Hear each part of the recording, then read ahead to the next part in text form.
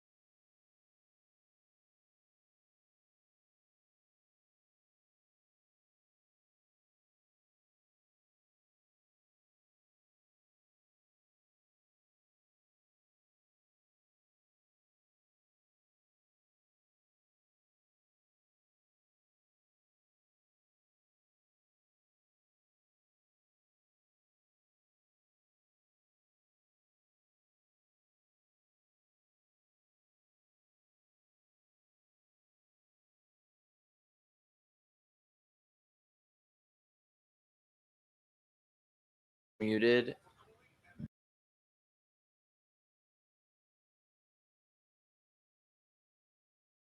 Altcast in the world. Bob Gucci, J Swish. Alongside Bob Gucci and J Swish tonight are the DirecTV correspondents.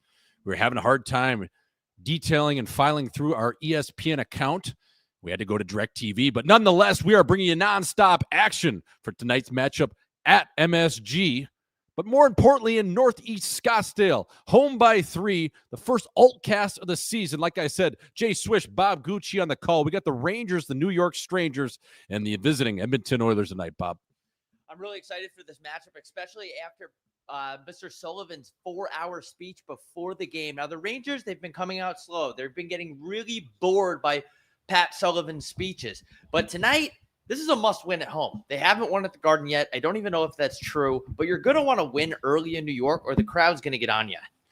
Yeah, so we're getting a live look at here at the Edmonton offense. And, Edmonton, a lot of storylines coming into the night. The doctor slating by Troy Stetcher. We got Ekholm back in the lineup as I'm talking with some peanut butter in my mouth. But, folks, well, the New York Rangers at home on a Tuesday night. No West Garden last night. I think the boys stayed away in Tribeca, so we'll see here, fella. 0-0. Again, just tuning in right now. We're at the 10:38 marker in the first period. Really excited to see Troy Stetcher, friend of the show. He is inserted directly into the lineup tonight.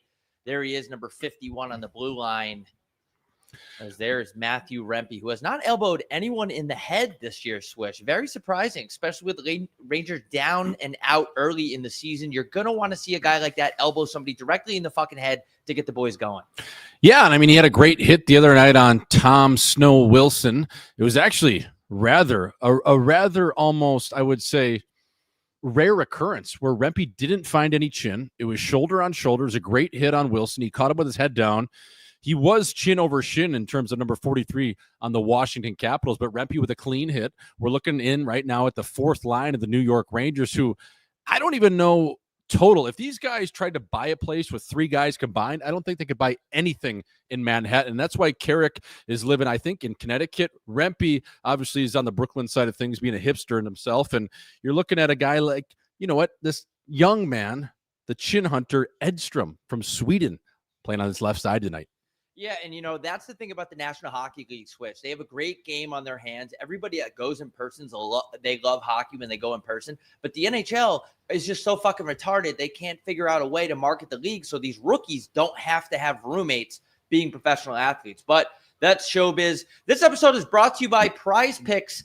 This game, is also brought to you by Free Chew and Book It Sports. As we get a live looking at the nurse. Send it over to Stetcher, who gets it deep in the corner. Yeah, the doctor going D to D there as Stetcher sends it in and along the boards, and we got a little 3-car pileup as we're looking at a young man here, number 17, I believe, for the Rangers. That is Will Borgen, who came over nicely from the Seattle trade. They let a few guys go there, and ultimately Capo Caco went the other way, and they picked up this nice defenseman, Will Borgen, who played at St. Cloud State University. He's from Moorhead. You actually have a sweatshirt from the Moorhead State. Yes. So he's a nice little pickup. He's not going to overwhelm you. Oh, my God, as we get a great chance there as McJesus picks up the puck and slides it over to Leon Draisaitl. Do you like them stacking up the first line here at Edmonton early on in the season with Chucky Knobloch? I mean, this Majapani, he comes over from Washington. You add him to Draisaitl and McDavid's left. I think it's a nice line to start the season. Now, you don't want to get too top heavy, though, fella, especially a full 82. Bouchard going deep in the corner here around. Oh, yeah, you know what, Swish? I do like them stacking the top line. It's more entertaining. I don't want to see them even out the lines and be responsible. I want to see one line going pedal to the metal, dominating like here. Now, the Rangers suck, but when McDavid, Mangiaferta, and Draisaitl are on the ice, it's hard. Any team is going to struggle playing against them. So, yeah, I like seeing that. The funny thing is, too, is the Edmonton Oilers just signed Jack Razelchin, who came over, obviously scored 22 goals last year, all at even strength for the Carolina Hurricanes. Now, he's a guy that comes over as a free agent later into the season in terms of he wasn't signed in and around camp. He came in a couple games into the season. But if you look at Razelvic and Fox's chin, they look exactly alike. I don't know if you've ever noticed that. Razovic, I don't know if he's Jewish. I know Fox is, but these guys, the way their chin and their head, it looks exactly the same. They wear the same helmet. So it's just one thing, an obscure stat. If you're looking to look into something on a Tuesday night, check out Razovic. He looks exactly like Adam Fox, and they kind of skate the same too, fella. And in New York Strangers, you're going to want to get Jewish players on your team. It resonates with fans in the lower bowl. They get involved. Hell, they have poll in the Norris vote. Adam Fox actually won in Norris. I don't know if that's because he's Jewish, but you got to resonate with the fans. It's the whole reason why the Atlantic Thrashers signed 17 black guys. You have to get the fans engaged. This day and age, it's all about TikTok, short attention spans. Sign a lot of Jews. You're going to do well in New York. Yeah, speaking of Jews, I just tweeted out a picture of Jerry Seinfeld, who famously went to prom at 39 years old. But anyways, folks, back to the action here. If I'm looking at the Edmonton Oilers second line here, Bob, I'm looking at Ted Nugent-Hopkins as we're going to commercial break. Matty Savoie is going to be on his left, and then Razul Chin, who we mentioned. So that is rounding out the Edmonton top six. Now, if I'm looking on the other side of things, and I'm looking at the first line of the New York Strangers tonight, you got Panera Bread on the left, Aoki Zibanejad in the middle, and Lafreniere on the right. You know what that first line screams to me of the New York Rangers? A lot of question marks, my friend. Yes. Who is going to do something, and who is going to forecheck and get the puck back? That line obviously really good with the puck, but who's going to go get it when they lose it? Panarin, he's probably not forechecking. Aoki, he's been softer than baby shit lately. And Lafreniere, I mean, since he signed that ticket, he's been like a Six Flags roller coaster, brother. Kind of like the Raging Bull, up and down and all around. It's that line. If I'm looking at a lot of question marks there. The second line here with Connor Sheary. Connor Sheary was good in 2016. Mike Sullivan famously coached him not only in Wilkes-Barre, but as well in Pittsburgh. So there's some familiarity there. And then you have JT Miller, who's going to obviously play hard. Will Cully is a nice addition, but man, I don't know. With Vince Trocheck out, this lineup gets really thin really quick, brother. Yeah, it does. And with Zibanejad, his SoundCloud's taking off. You don't know how he's going to show up to the barn every single night ready to play hockey. With Lafreniere, he's French. He's not going to play hard. He's going to wait for pucks to squirt out and get to him. He's not going to go get that puck. So you hope a guy like JT Miller, who just came off dating Elias Pettersson for a whole season, gets these guys into shape. And that's pretty much the Rangers' only chance is to get that East Palestine JT Miller culture embedded in these guys who don't really care about hockey, even though they're playing in the National Hockey League for the Rangers. Yeah, people talk about the WNBA, the Phoenix Mercury, and the Las Vegas team the other week. A gal on the Phoenix Mercury famously scored a basket over a couple on the Las Vegas team. That's hot. To all accounts, in the Elias Sports Bureau, Bob, it was the first time someone actually scored against a couple dating. Now, I would beg to differ. I think that happened last season with Elias Pettersson and JT Miller on the ice, both going -1 and maybe someone hitting a fadeaway over them, the likes of Evander Kane. So we'll have to check the record books there, and they called Guinness maybe to clarify that as Zibanejad gets a chance there on Stuart Skinner. The funny thing about Stuart Skinner, nobody talked about how good of an offseason he had. Everyone just talked about how he went on Ozempic and lost a bunch of weight. Oh, he's down 20 pounds. Well, how does he look in the cage? I know he looks slimmer. I know he went on Ozempic, but does he look any better? That is another storyline I'm looking at as Edmonton enters their first real road trip and test out east of the season. Yeah, I'm not sure why they're putting so much stock into the goalie's body. Everyone knows that you could be a fat alcoholic and play goalie. As long as you're stopping the puck, who gives a shit? Yep, and that is show business. As Kasperi Kapanen, the pride of Kuopio, Finland, plays a puck in along the wall to the Darnell nurse, the doctor, and he gets a shot just outside the dots, right around the blue line here as he collects the puck. That is the doctor, and he will set up for a neutral zone breakout and sends it over to Ty Emberson. Ty Emberson is able to collect the puck and set it up ice, and here we are as establishing a forecheck for the fourth line of the Edmonton Oilers. You're getting a look at Ike, Dwight Howard, Adam Henrique, and as well as Thomas Sek, number 89, I believe, this season. You know that Noah Phillip kid. So he's not in the lineup tonight. But do you know that he scored his first goal the other night, Bob, in Edmonton? But you know he took a full year off of hockey?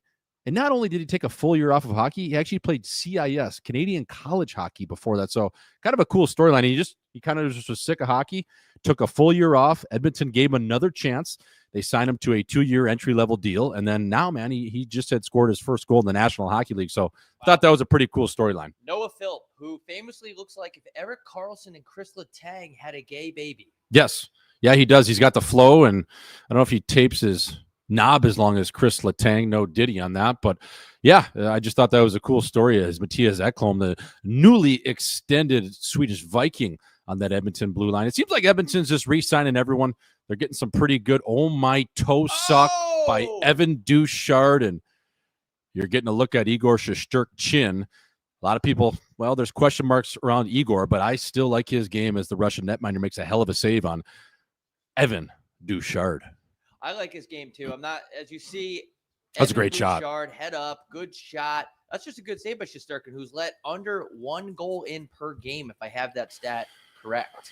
Yeah, and we got to sell the game, so Chevrolet is taking a 60-second timeout here, commercial break. Folks, where are we tuning in from? Are you in Alberta? Are you in the chin of Manhattan? Are you getting drunk tonight? It is Taco Tiltum Back Tuesday. Bob Gucci alongside J Swish, giving you coverage you can't get anywhere else in the world for hockey. Thank you for tuning in. Again, at commercial, or more importantly, at intermissions, we are going to go to the chat. We're going to actually have people live call in to bitch about their team, whether you're a Rangers fan, you're an Edmonton fan, or simply just a hockey fan pissed off at your coach or your team. I would probably imagine some people from Buffalo would be calling in. People from Buffalo, they're not happy. Chat, how is my audio now? Everybody is telling me my fucking audio is bad. This episode is brought to you by Free Pouch. If you're going to chew Free Pouch. How's my mic? How's your burger? The mic is good. Okay, back to the game, Swish. I forget what you were talking about. Very boring start. That's what happens when you play the Rangers these days. There's no electricity in MSG. It really sucks to see. And it sucks for the fans of the Rangers. It sucks for Buffalo. It sucks for the entire state of New York right now, because you can't have exciting hockey be on the shoulder of the New York Islanders, who are famously one of the most boring teams the last 2 decades. Yeah, and they let go Lou Lamoriello. They quietly parted ways with him, but they still have Chris Lamoriello in the organization as the assistant general manager. How choked do you think Chris Lamoriello is that the guys are not shaving their bushes anymore? Guys are growing out their facial hair. Like, that's got to eat him alive, because by the time he was at first communion, when he could shave, to now, his dad has always told him, here, Chris, here's the razor. Go in there, use this aerosol and gel on your face, and come out as a clean man. You know what I mean? Like, he wasn't even allowed to have a 5 o'clock shadow. Now guys are walking around. Anthony Duclair gets to bring back his dreadlocks, which is awesome. But he's probably so mad at that, dude.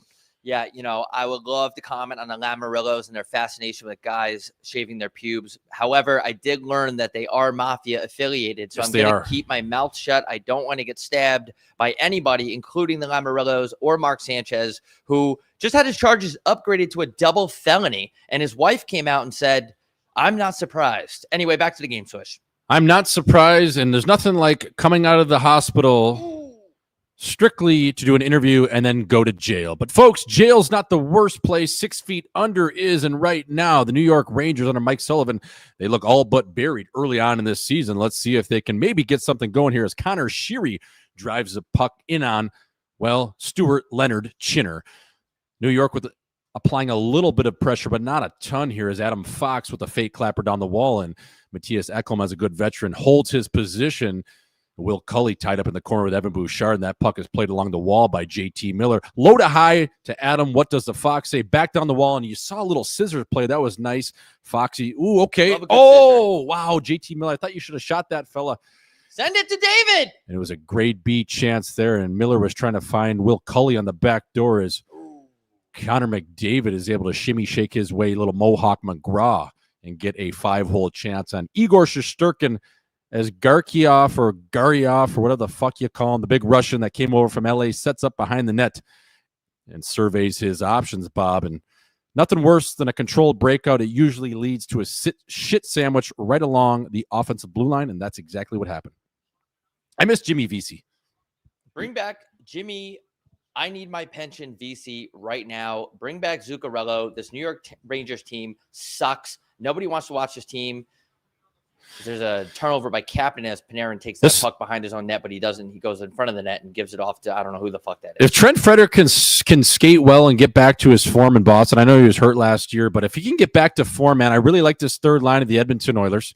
You got Polk Kozin, a.k.a. Polk Kolchin. Kapanen, I mean, if he can play consistent and stay out of the bar, he can be a really good player, a really effective forechecker. I've always liked Kasperi's game. It's just consistency and overall excitement to play the game, if you will. But if that is there, that third line for the Edmonton Oilers can be really effective. I do like what they're bringing here as we're getting a live looking at the fourth line of the New York Rangers as Rempe plays that puck in and along the trapezoid over to Sam Carrick, and they get a great chance by the Finnish flash, Vakanainen.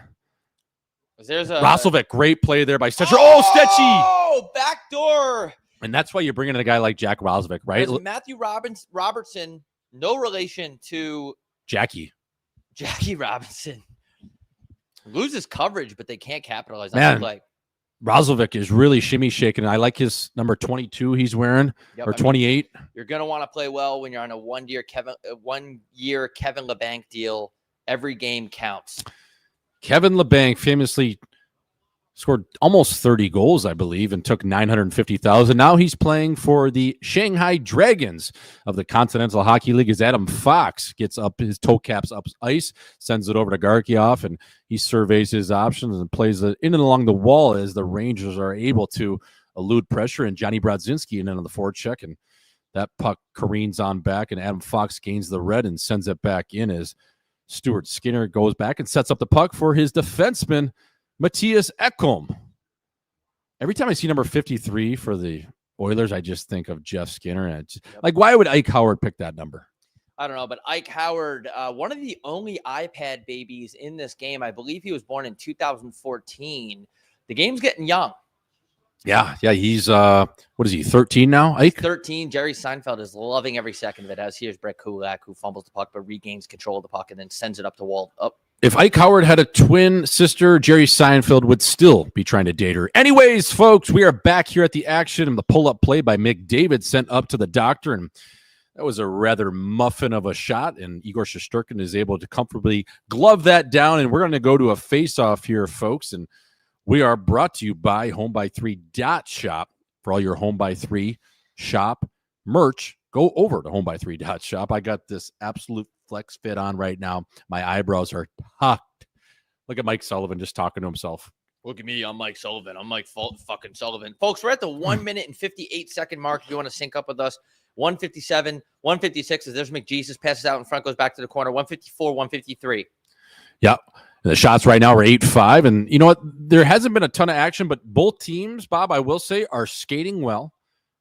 Now, the rumor is both teams did stay out of the West Garden last night, but they are skating well as Brett Kulak rounds his net and has a little bit of a skate play, a reverse play to the doctor, and that kind of gets jammed up right along the half wall there as Will Cully had a good stick, and Leon Draisaitl is going to find himself looking for the puck from his line mate, Andrew Mangiapane, who gets a very fortuitous bounce and not able to do anything with it. And Adam Fox is able to secure the puck and send a burger up to Evan Bouchard at the offensive zone blue line. All right, Panarin, do something, fella.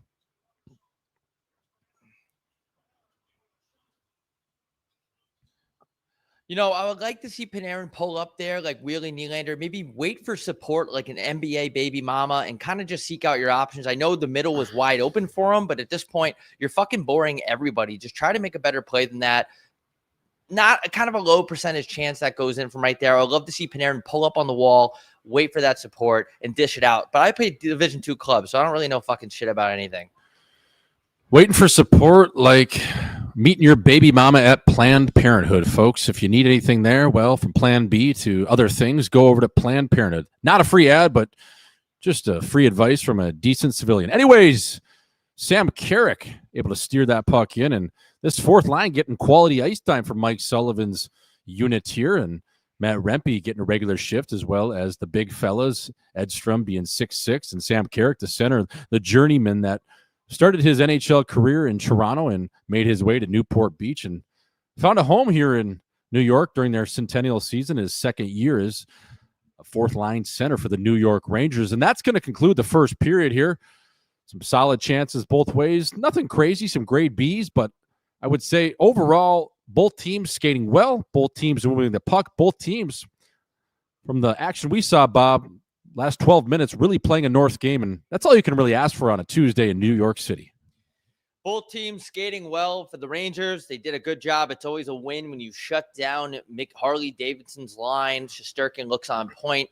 Shout out to Kenny Albert, friend of the show. It is disappointing, Swish, that we are competing directly with Kenny Albert's broadcast. I believe we have more listeners than them, but he's a great guy, and hopefully we can have him over to broadcast with us because MSG is not going to be able to pay him as much as we can.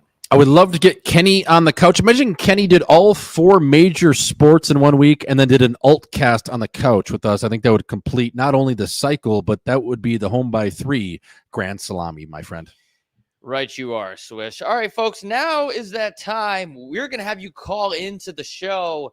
I just tweeted out the link. You could talk about this game. You could talk about whatever the fuck you want. We have one rule on the show. Don't say the N-word unless you're integrity. And the link has been posted. We're going to get you on here. We're going to kick you right out. So get on here. As soon as you're backstage, we're going to bring you in. This is the HB3 live altcast presented by Geico. Taking call-ins. I'll turn that off. This TV is all juiced up, folks. It's all jacked up on Mountain Dew, but I'll take care of that just shortly. Retweeting your link, Bob. Taking call-ins now, folks. If there's any chicks in here, well, stop by. Relationship advice. You want to talk about your team? You want to talk about anything from missionary to mission sticks back in the day? Stop in. Hang out with the fellas. This is the Oilers Rangers HB3 altcast. Coming live to the stage, Sevens. Fella. Ace Bones, Sevens here. Thanks for having Ace, me how you on. doing? Long-time fan here. Ace Bones, tell me here, Ace, when did you know it was time to put your chin down, figuratively and literally, onto your boss's desk and tell him that you were going to never come into your career again and say that you were going to start a show about a show that talks about realistically everything? Let me know, Ace. Thank you, Sevens. Great question. For me personally, my boss was a gigantic pussy, and it all started when I came into the office with flip-flops on because another guy was wearing flip-flops, and he said, why the fuck do you think you can wear flip-flops in here? You're not senior like this guy. You need to wear real shoes. I said, you know what? This company's gay, and it sucks. I think I'm done doing this. I then went to the elevator, went down to the parking garage, and then he followed me to the parking garage, which I thought was weird, tried to convince me to stay, and I said, you know what, man? This isn't for me.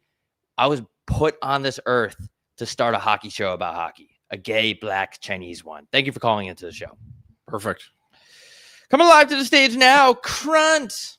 Oh, he left the stage. Oh, no, he didn't. He's back. Crunt. Thank you for buying the merch. What's up, fellas? I wanted Ace to here. ask, I know this is a hockey show, but is it gay to exclusively drink craft beer? I feel like it might be.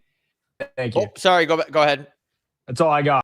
Oh, is it gay to exclusively drink craft beer? Well, I wouldn't say it's necessarily gay, but you're probably from the Pacific Northwest. You wear too many flannels. You're a little bit overweight, and your girlfriend is a gigantic liberal with a golden retriever. I don't know if it's fully gay. It's not for me, but let me hand it off to Swish. The short answer is yes. 100% you're gay. Have you ever met a nail gun that drinks anything outside of a domestic beer? From a Bud Light to a Busch Light to a Miller Light to a Bud Heavy.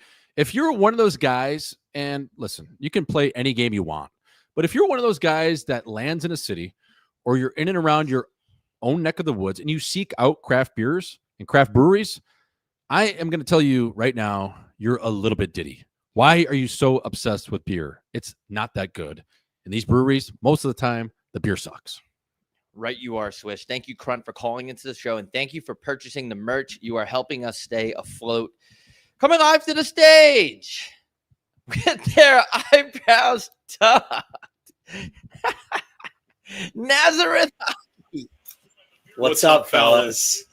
What's up, boys? How Holy we doing? shit, that was in sync, fellas. I like that. Synchronized eyebrows, synchronized what's up, fellas. Pass, shoot, and score. Pass, Wasn't shoot, even- and score. wasn't even The planned. cone line, the cone heads. Yeah, we got a question for you, Gucci. So, we obviously got the eyebrows tucked right now, but we're looking at that coif. And I got to say, is it the head and shoulders? What do you got going on there? Super cut, haircut, or give me the rundown. Thank you for the question, boy. Actually, I don't know if both of them have questions. Stay backstage. We're going to bring you back. This is actually Gardner Fructis. I got it from my Great Clips lady, my new one, actually. The old one that is usually in a halfway house, doesn't like me anymore. So I got it from a lovely lady whose stomach is absolutely gigantic. She cuts my hair and her barrel is just rubbing on my elbows. She said, "Do you want product?" I said, "No." And she said, "Please buy the product. I really need the commission. My entire family is going through a tough time." I said, "Okay, fine." So I bought the product from Great Clips, and that's what I've been using. It's Garner Fructis. It's full of parabens. It's making me dumber by the day. We're going to bring these guys back. Was that the only question or no? I think that's about all we got. Wig's unbelievable, dude. Keep that thing unreal. flying. Fucking rights, boys. Thank you for calling in. Shout out to Nazareth Hockey, keeping their brows tucked. Coming live to the stage, fella 93-1. What's up, boys? Huge fan of the show. Ace here. Bones it's Ace. I know it's a hockey show, so I'll keep it strictly hockey. If you're the GM of the Buffalo Sabres, what do? It's a fucking shit show right now. What do you do? Thank you for calling in. Thank you for buying the merch. I think you just have to kill yourself. Yeah, I was going to say you find the Port Huron Bridge or the Lake Ontario Bridge, which is in between Hamilton and Buffalo, and you tie the biggest kettlebell you have or you own at your house, and you jump off it. Yes. And you say, you know what? I'm doing this for the city. Yes. It's not for me, but I got to go. And now I can't just be fired. I got to kill myself. Yes. And now the entire city is going to feel sympathy for you. And your family. It's a double entendre. So Yes. now everyone's going to feel bad about the Sabres missing the playoffs for the last 40 years because there's a dead guy on their hands. But that's really not our problem. Hopefully they could turn things around in Buffalo and nobody kills himself. That's not what we want here. We do not stand for that. We do not condone that, no. Unless somebody pays us to say that, we don't stand for the Sioux. Great question. Thank you for buying the merch. Coming live to the stage, one of our favorite guests of all time, our official black correspondent, Tegrity. My guy, Integrity in the flesh, fella. What's good, fam? What's good? What's good with y'all, man? I'm not gonna. I'm doing pretty good. I'm not gonna hold y'all time up. I know it's intermission, but I had a hockey question real quick. I know y'all niggas do not like Minnesota at all, but like, bro, if they add some secondary scoring, how do we feel? You know, they got Z William. You know that nigga Kirill's a demon. Matt Boldy's a demon too. I know this nigga Gooch. After watching that playoff series, you knew what's up. So let me know. You know. Thank you for calling in, Integrity. He's actually right. When they named Boldy the Four Nations, I'm like, who is this pussy? This guy sucks, because I don't really watch Minnesota. And I watched him. I'm like, oh, fuck, this guy actually is pretty good. Yeah, and I love that we got, I think, 4 N-bombs there in 30 seconds. So that's our official black correspondent. But he's right. I mean, Z William. Okay, so the thing is, Integrity, you boys in Minnesota, Minneapolis, it's going to come down to drafting well. And you've been drafting fairly well. I mean, you just signed Kirill Kaprizov, who was a draft pick of yours. Z William, who slid to 11 or 12, and you're able to grab him a couple of years ago. Boldy, obviously a former draft pick. So you're going to have to really rely on your system, because at the end of the day, unless you really overpay, you're not going to attract or get like the big time free agents. So you have to develop within. And I want to see Kaprizov perform in round 2, in round 3. I want to see that dog in him. You're getting paid like a dog. You got to be a dog. I genuinely want to see Minnesota do well. I really do. The fans deserve it. Same situation as Buffalo for me. I say it all the time. Like, dude, you see the high school hockey tournament there. They packed the XL Center. I don't even know if it's still called that. But the fans there are so passionate. They love hockey. It just sucks to see them exit relatively early every single year. But yeah, I agree with everything you said, Swish. I would love to see them make a run, and hopefully their guys are getting paid or fucking showing up, dude. Yeah, I just think like you said, Tigger, they need some secondary scoring. Marcus Foligno, I love the Moose, but he can't play on your second line. There's just some different pieces in and around your top 6 that you have to shore up. But that goes with drafting well and ultimately maybe even trading for guys. So it's a great question. Times are kind of promising there. We'll see. Yes, coming live to the stage. And folks, if you don't get on during this intermission, please call back in the second intermission. The guy I was about to put on, his device is not connected. So we're going to move along here. Lebowski, welcome to the show. The big Lebowski. Fellas, how's it going today? Fucking amazing. Every day's a good day. I'm out here in the chin of British Columbia, Vancouver. Vancouver. And just wondering when you boys are coming out to the greatest place on earth, Roxy. When are we seeing you guys next? Thank you for the question.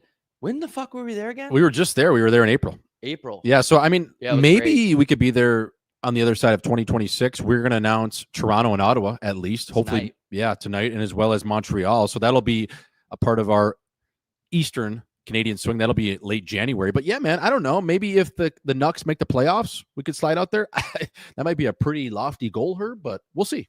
Yeah, we will see. I would love to go back there, go to Cactus Club, hit on the waitresses. I love the Canadian women. Life is all about money and pussy. So if we can get one of those two things, we're more than happy to go back. And chili chicken. Yeah, their chili chicken. Oof. Oh, just phenomenal. There is nothing like having a glass of red wine at that Cactus Club on the water near Vancouver. Oh, my God. Chili chicken, a glass of Joel Gott, and a set of jammers right in your face. That is Vancouver. Absolutely love titties. Coming live to the stage, Hunter from Windsor. Chinzer. Long time listener, boys. You guys are absolutely killing it on the horn tonight. One quick question. What do you guys think a guy like Mike Sullivan is eating before a game? Wow. Great question. That's a great question. I would say Mike Sullivan goes back to his day room in Manhattan, in Midtown. He's probably staying somewhere like the Four Seasons, the Ritz, or the One Hotel, which is close by MSG. And Bob, I think he is just getting room service and just stroking his own horn, watching his own highlights. He's not even watching game film. He's just watching himself at press conferences from their championship run in Pittsburgh, the back-to-backs. I don't want to accuse a man of doing this, but there is no doubt in my mind, and I mean this with the utmost respect, that Mike Sullivan has stood ass naked in front of a full-length mirror and tugged, looking at himself in a wide stance. In a very wide stance, naked with socks on, probably shoving a chicken parm hero somewhere close to his butt cheeks. Shout out to Mike Sullivan. Coming live to the stage, a man with his brows tucked, chinward, welcome in. Folks! Minnesota, the SCD capital of the world. So me and my buddies are planning an away game trip. We have Boston, Colorado, Nashville, and a back-to-back in LA and Anaheim. I just wanted to get your boys' opinions on that and know where you boys would want to go. So you're gonna pick between those different trips, you're saying? So we got Boston, as a LA potential, and Anaheim, Colorado and Nashville. The boys are planning a little out-of-town trip to go watch the Wild here. I just wanted to know what you guys are thinking, what your opinions are. So you're going to two games back to back, but the options are, sorry, we're not that smart over here. The options are Denver and Nashville and LA and where? So it would be LA, Anaheim back to back, and then we have Nashville, Boston, and Colorado, which would just be one game. Gotcha. Ooh, okay. That's a great great question. LA, Anaheim, dude. Yeah, I was gonna say that. I mean, especially Sunshine. getting out of Minnesota. I don't know what month it is, but it's gonna get dark there. It's gonna get depressing. Yes. And that's a quick. You don't even have to really get in the car, man. I mean, LA to Anaheim to Orange County, you plan it out right. That's a 30-40 minute drive. It's not bad. Go to the bar, have some mojitos, pretend you're rich in Orange County, California, and LA. Just make shit up. Tell girls that your dad invented YouTube. Anything. They don't care. Go there, look at sets of fake jammers. I would just go where the weather is nice. You boys cannot not have a good time. Yeah, you could even stay in Manhattan Beach, and you could just make a day trip to Orange County and pop back. Or if you wanted to do both, it's easy stick handling, man. It's a quick Uber. Yep, I love that. Coming live to the stage now, patiently waiting. Goody, welcome to the show. What's up, Bob? What's up, peoples? Bob, I've been listening since the jeans were soaked. Thank you, sir. Been waiting to ask you guys this question since you guys started doing the call-ins, but I'm an ACHA warrior myself, Bob. I know you were as well, Div 2. But what do we think the waterfall of talent is going to do from the OHL coming to D1? D1 guys go down to D3. D3 goes to better D1 ACHA teams. Those guys go to Div 2. I just want to drink a beer on a Tuesday and then go to practice. These guys are too much a hardos. Thank you, fellas. Great question. The landscape of hockey is changing. Yes. Ever so greatly. You're exactly right. Everything's going to be different. Guys are going to be in the NA3 HL, and they're actually going to be good and not just coked out with baby mamas already, even though they're 17. Yeah, the whole landscape of college hockey is changed. You're going to have guys that play in the WHL and play college and have 9-year careers, and they're not even out of college yet. So, yeah, I mean, you're literally going to have guys that decide they want to play college hockey at 32 because they've had a couple good years of men's league. You're talking about guys that maybe didn't even play junior, but now that they've hired a skills coach while they're an accountant making 6 figures, they feel the need that to go play at Oswego State when they're 34 and have 3 kids. Yeah, it's going to be really crazy.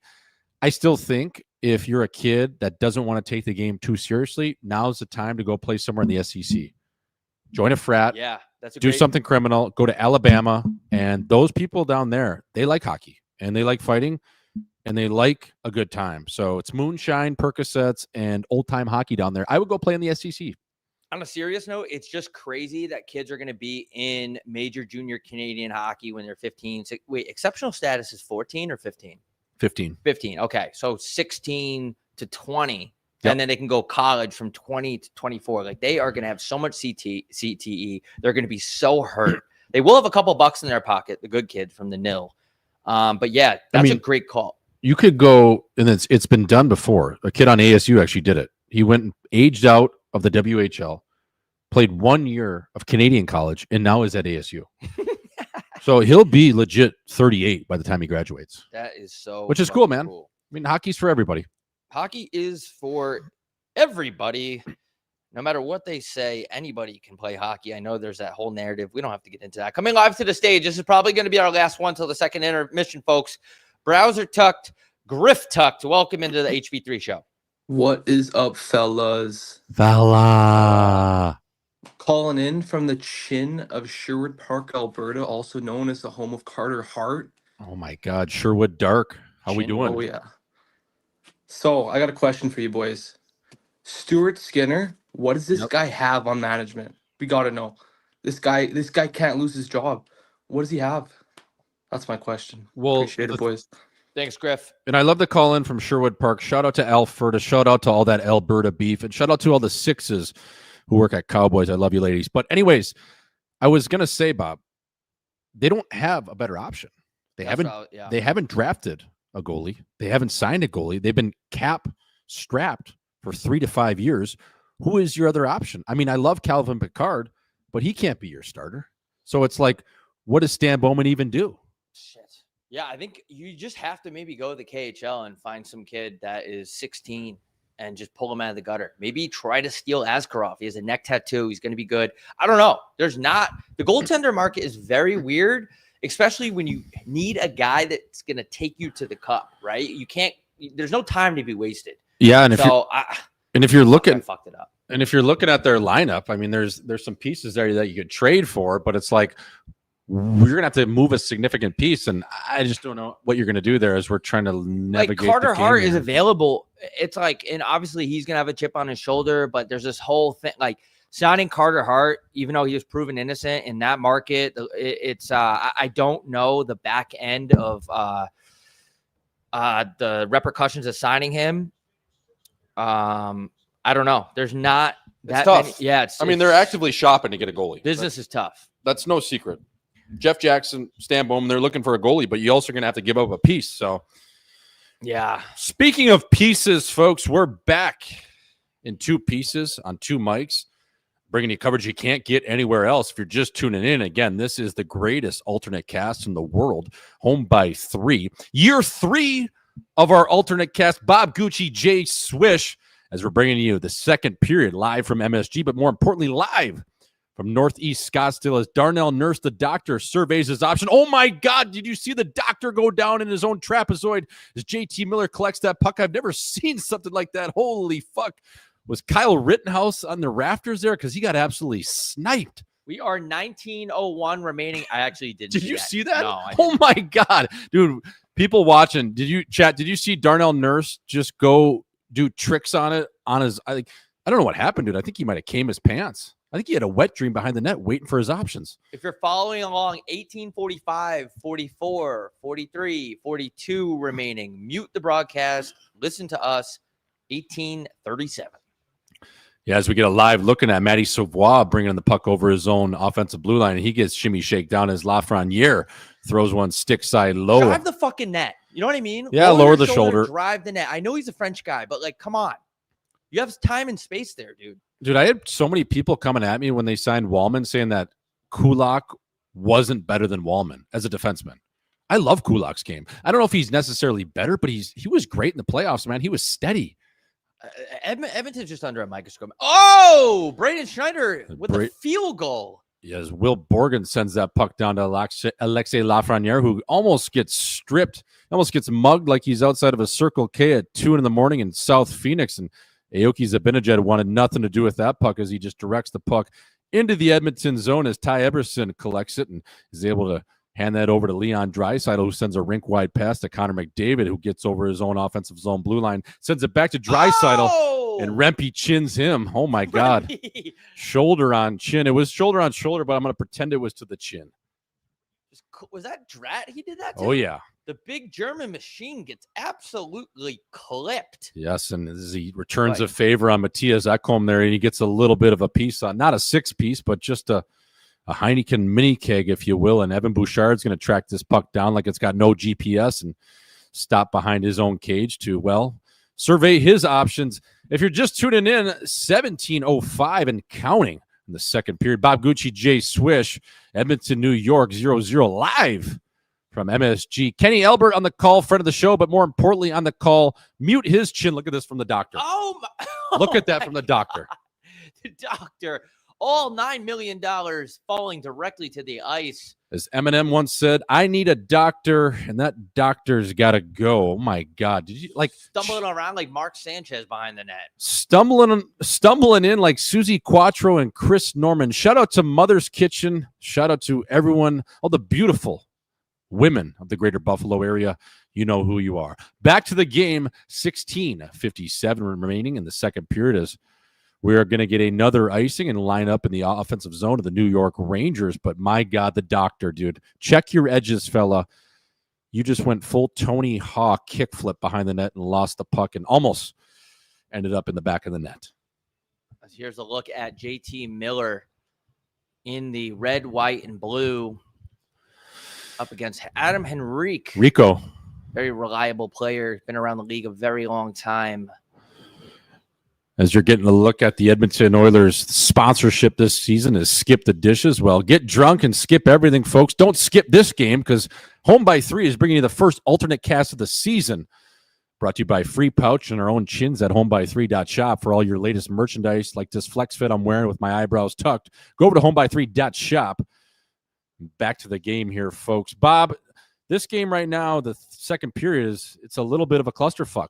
Teams feeling each other out like a first date in the first period. And now, I don't know. I haven't seen a ton of action. And Connor Sheary is ultimately going to collect that puck and give it over his line mate, Will Cully, who plays it up the wall to JT Miller. I'm looking at these lines for the New York Rangers, and it's just a lot of randomness, dude. Like, if you think about it, like this first line, Mike Sullivan put together, we talked about it, nobody forechecks. The second line, Cully, I like him. Miller hasn't been up to snub thus far. I mean, a lot on his shoulders being the captain. Sheary, like, that can't, respectfully, I know he's been a good player in the past, but last season in Tampa Bay and even years prior in Washington, he hasn't been great. Like, that can't be your second line option, man.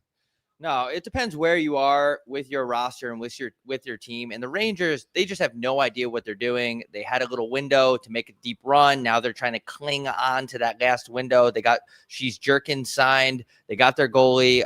Just a weird situation where they wanted to sign Sheary, who is a serviceable player, and not bring up a younger guy. But yeah, if you're going to make a deep run in this league, I don't think he's on your top two lines. I don't think anybody is scared of Connor Sheary, with all due respect. No, I think he's got to be maybe a depth piece at best. I think in his career right now, respectfully, of course, he's a 10 to 13 forward. And on some teams, Bob, I even think he might be in the American League. Like I say that with all due respect, but it's a what have you done for me lately league. It's just like your wife after 10 years. Sometimes you look at her and you say, what have you done for me lately? And she says, jack shit. And you're asking yourself the same thing. Why am I still with you? Anyways, folks, back to the action as Aoki Zibanejad plays that up to Panera Bread. And Panera Bread with a little shimmy shake and is able to evade Matthias Ekholm. And he's showing patience of a nun. And what a pass over there right around the dot to Aoki. And he fanned on that thing like a commercial-sized fan, something you buy at Costco. That was a very big fan. I know more than Mike Sullivan, but these guys, the Rangers are playing way too much of a perimeter fucking hockey game. It's insane. No one's going the net. You have possession. You have time. Drop your shoulder. Drive the fucking net. Like, you're willingly going to the outside of the rink and staying out there. They're not getting to the dirty areas. They're making it way too easy on Edmonton. They're boring the entire stadium. I mean, this team fucking sucks. Yeah, they need a lot more jam in this lineup. You're looking at their third line even. Brodzinski, okay, serviceable player, depth player. Some teams he'd probably be in the American League. He's had a hell of a career for what he is. But then you look at Noah Laba, kid coming in from CC. You can't expect him to do a ton. I know Vince Trocheck is out, so he's getting a real good look. Taylor Radish, we need more from these guys. Penetrate, get inside the dots, play heavy, drive the paint. You saw Lafreniere that you mentioned. He didn't even think about driving the paint. Oh my God, what a pass there by Majapani. Take the puck to the fucking net. Play harder. Compete. Somebody play hard. Compete. No icing as this is negated, and Brett Kulak surveys his options, sends it up the wall, and that was able to, well, get a little bit tipped by JT Miller, and that was intercepted eventually, and we are going to set up another neutral zone regroup for the Edmonton Oilers. Ty Everson sends a puck in along the wall, and that's going to get picked up by Kasperi Kapanen along the yellow. He plays that into his line mate, Paul Cozen. And wow, a lot of yellow play here, my friend. Loda High. Frederick, we need more. We just signed you. Come on, kid. Show me something. We need you as our third line C at Edmonton. Rempe, oh my God, going full Luis Mendoza directly into this line's playing a lot. This fourth line's playing more than the third line, and I don't fault Mike for that. If there's one thing we can agree with tonight with Mike Sullivan, he's got to play his fourth line more than the third line, because the third line is walking around Hogwarts like Harry Potter with a cloak on. As we get a chance there by Sam Carrick, an area dish to his line mate Edstrom, the big Swedish Viking on the other side of things. That was a great pass by Carrick. It was an area dish, and a very cagey veteran who has more skill than he gets credit for. He's found his home in New York, and he's one of those guys that had to work his way through the American League as a skill player, but also fight. Fuck, fight, or hold the light. Sam Carrick can do all three for you. Like a good neighbor, Sam Carrick is there. We're going to get an icing call here on the Edmonton Oilers, and we're getting a look at their fourth line with Ike Dwight Howard, Adam Henrique, and this Tomasek kid. So great dish there by Carrick. And then you're looking at the other end, good stick by the former Norris Trophy winner, Adam. What does the Fox say? Is Majapani had a nice little slip play to Evan Bouchard, but Fox was able to ultimately get his blade and cover that up. I don't know about this decor either. Like this Vakanainen, this fucking Robertson. Like, I mean, fuck me. Like, how many guys can you win with in on this? If you're playing in the playoffs, I'm saying, you know, Fox, Gargioff, that's a good first pair. Sure. Robertson, I have questions about. Borgen's serviceable, but I think he's playing a little bit too high in the lineup. Schneider, I like his game, but can he get to another level, Bob? Like, he's a kid that came in the league. He was physical. I think even when he was, it sounds crazy, but when he was playing behind Trouba, he was playing more physical, but because I think he had confidence that if something happened, Trouba would answer. Yes. Like, you can say what you want about Trouba, but he did have that fuck you that the New York state of mind really just rallies behind, and Absolutely. They're missing that, man. And you know, he wasn't the best passer. Sometimes he had two backhands, but he was a guy that fucking, you knew when he was on the ice. Yes. You know, and he's not the most likable teammate or whatever, but you do respect him and for his game. And that's one of those moves, man. I don't know. Like, you ship a guy like that out of town, you really change the makeup of your team. And maybe he shouldn't have been the captain, but fuck, man, he played with a lot of jam as we're getting to our first commercial break of the period. Yeah, look, man, you need a guy back there. You need an anchor on that back end. You could have a Fox, but you got to offset the Fox. You could have a little skilled guy that's going to run the peeper, a guy that's going to put up points, a guy that's going to be a crowd pleaser. But you need somebody, and I say it every single fucking year, you need somebody that's not afraid to staple someone's head into the glass and potentially ruin their entire mental health down the line. You need somebody like that, especially deep in the playoffs. And I don't see anyone on their back six that I would even be scared of. No, I don't. I mean, maybe Gavrikov. Yeah, but not even. I mean, your chin is pretty safe crossing the middle with him, man. He's not a guy that's going to lay your chin or staple you to the glass or go full dodge Hellcat and hit a off ramp jump, and like we saw with Natchez and Trouba. Like, there's nobody that, when you're looking back for a puck or you're skating through the middle of the ice and your head is down and your chin over shin on that blue line, man, I just don't see it. Borgen's a big body, but he's not a a guy that goes after people in the middle of the ice like Bob Sanders or Troy Polamalu or Ed Reed, a safety that just is lurking in the weeds to find a guy that's vulnerable. So, yeah, man, I don't know about this New York team, and they were projected for 100 points, and I thought that was fucking crazy when I saw it. I still think it's batshit. I don't know if that's New York media. I don't know if that's Larry Brooks just paying people off, but it seems like a hoax to me. Yeah, I don't know. You want someone with 3-figure penalty minutes, right? You want somebody that during the course of the regular season, he's going to put your team in bad positions. He's going to take bad penalties. But in the playoffs, he's a scary guy. Yeah. Did he have 160 penalty minutes for no reason because he's angry about his personal life? Yes. But in the playoffs, a guy like that is going to help you go a long way. So I don't know. I think the Rangers are a complete mess. And I usually speak very highly of them, but I think the whole front office is full of fucking retards, and I don't know what they're going to do. I think they're never going to win a cup in this lifetime. Yeah, and their owner there, who's their owner again? I don't even know. I don't even care. Chad, who's the owner? I should know this. It's not Jeremy Jacobs. Healy? It's Mark Messier. It's not the same guy that owns One Oak. It's not David Gretman. Glenn Sather. Chad, who's the owner of the New York Strangers again? I should know this. Jeremy Jacobs is Boston, but it's a big time name. I mean, he owns the Knicks too. Who's the owner, folks? Steinbrenner. Jorge Steinbrenner. Anyways, back to the game Chris as Drury. the chat gets to it. Yeah, that front office is a mess, and there's only a couple of guys that would probably be able to fix that. And you're looking at them right here. Oh, it's James Dolan. Yes, Dolan. Roland Dolan. I don't know how I was blanking on that name, but it's Jimmy Dolan. And he's an absolute dickhead. Anyways, back to the game here, folks. If you're just tuning in, we are calling owners, billionaires, dickheads. We're saying we are the only fix to this team. As a group of narcissists would probably say the same thing, but you know what? We're calling it like we see it. 10:58 remaining in the second period. If you're just tuning into the Home by 3 alternate cast, thank you for stopping in at the period. We will get to your questions. We will get to your concerns as Andrew Majapani has a nice little escape play on Will Borgen, and that is ultimately, well, a turnover, a popover, a turnover, whatever you want to call it. It comes with a lot of bread. And speaking of bread, Artemi Panarin, not really noticeable tonight, Bob. Nope. He usually floats around. He'll pick up a couple apples. They have some dazzling plays. But tonight, I don't really see anybody that's noticeable, Swish. Really, not at all. Even McDavid, McDavid, the dry doctor. You have to stay in the slot. How do you not know that's coming? Playing with the two best players in the fucking world. Oh, my God. That's got to be a penalty on the doctor. How does the doctor drift out of the slot there as a one-time option from Leon Draisaitl and a 3-foot pass? Even a fucking moron would know to stay there. God damn it, doctor. Penalty. God damn it, doctor. Fuck me. I mean, the Oilers look flat. I know it's game one of a roadie, and I don't know where they stay. It's hard to not go to the Four Seasons, check in, and have a couple glasses of wine. I don't know if that's what they did, but I guess there's no penalty. I thought that I saw the arm go up from the zebra. We're getting a live looking at Chuck Knobloch. One guy not on the bench this year is Paul Coffey. Paul Coffey said, fuck it, I don't want to coach anymore, as Connor Sheary is maybe in on a breakaway here and a great stick by Ty Emerson. But Paul Coffey was a defensive coach last year, and he said, you know what? He went to Daryl Cates and said, you know what? I'm probably good. I'm going back to the eyes in the skies, and you're going to pay me $1 million.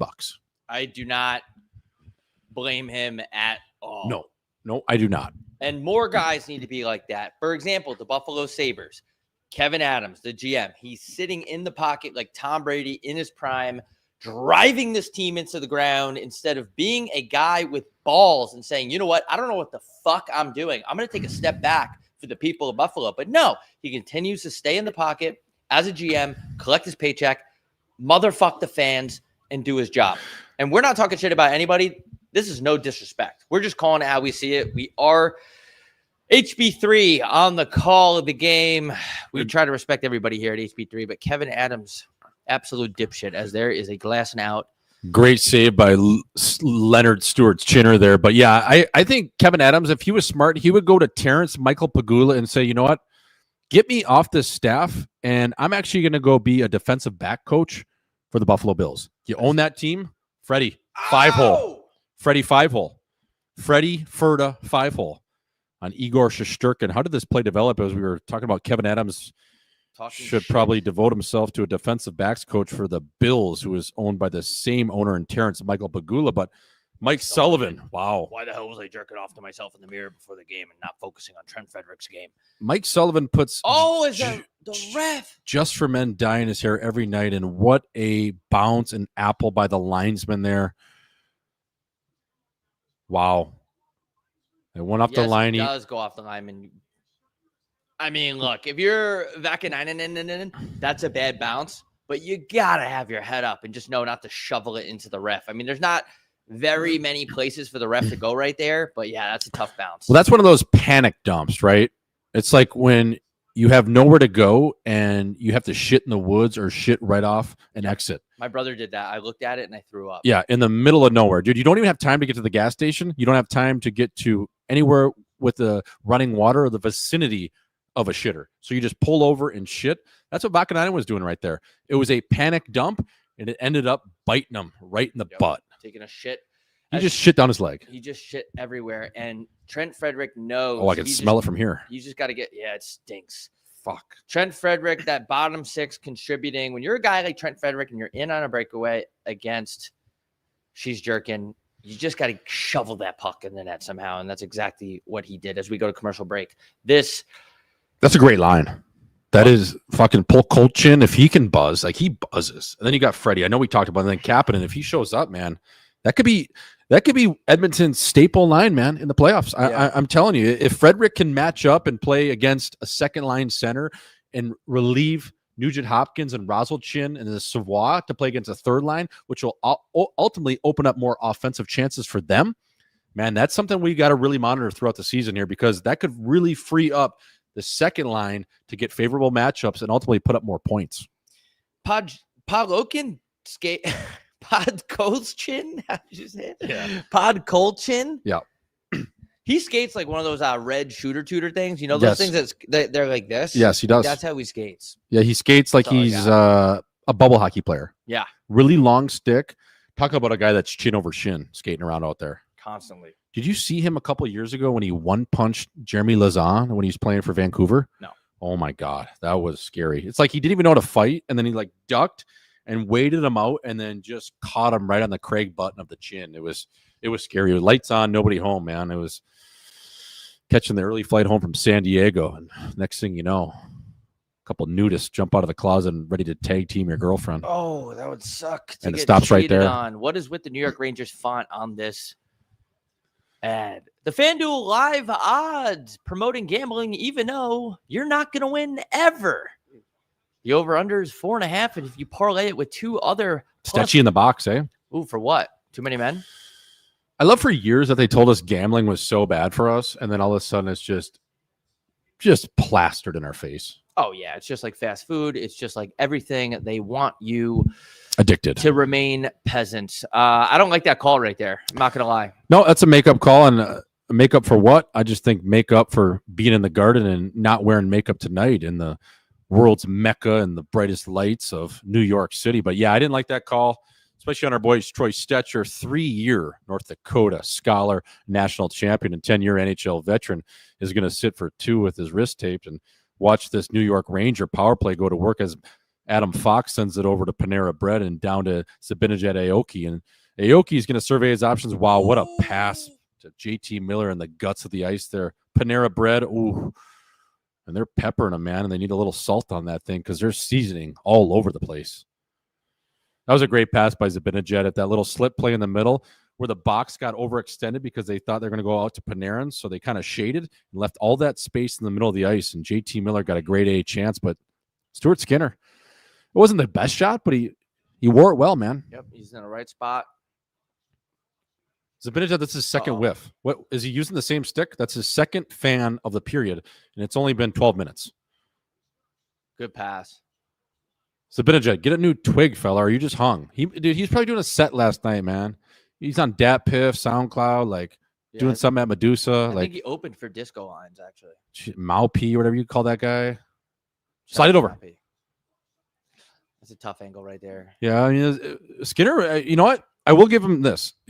He did go on Ozempic, but he is moving well this game. I like that. He was all over. There was no chance, even if Aoki went high titty, he was all over it, man, like white on rice. Is this Rempe on the power play? That is insane. Get him in front of the net. No, he's not. I swear to God. What is Mike Sullivan doing? Mike, what did Shiri? That's offside. Shiri just passed it to the boards. Well, there's what is going on? Another That's penalty? So far, that was full.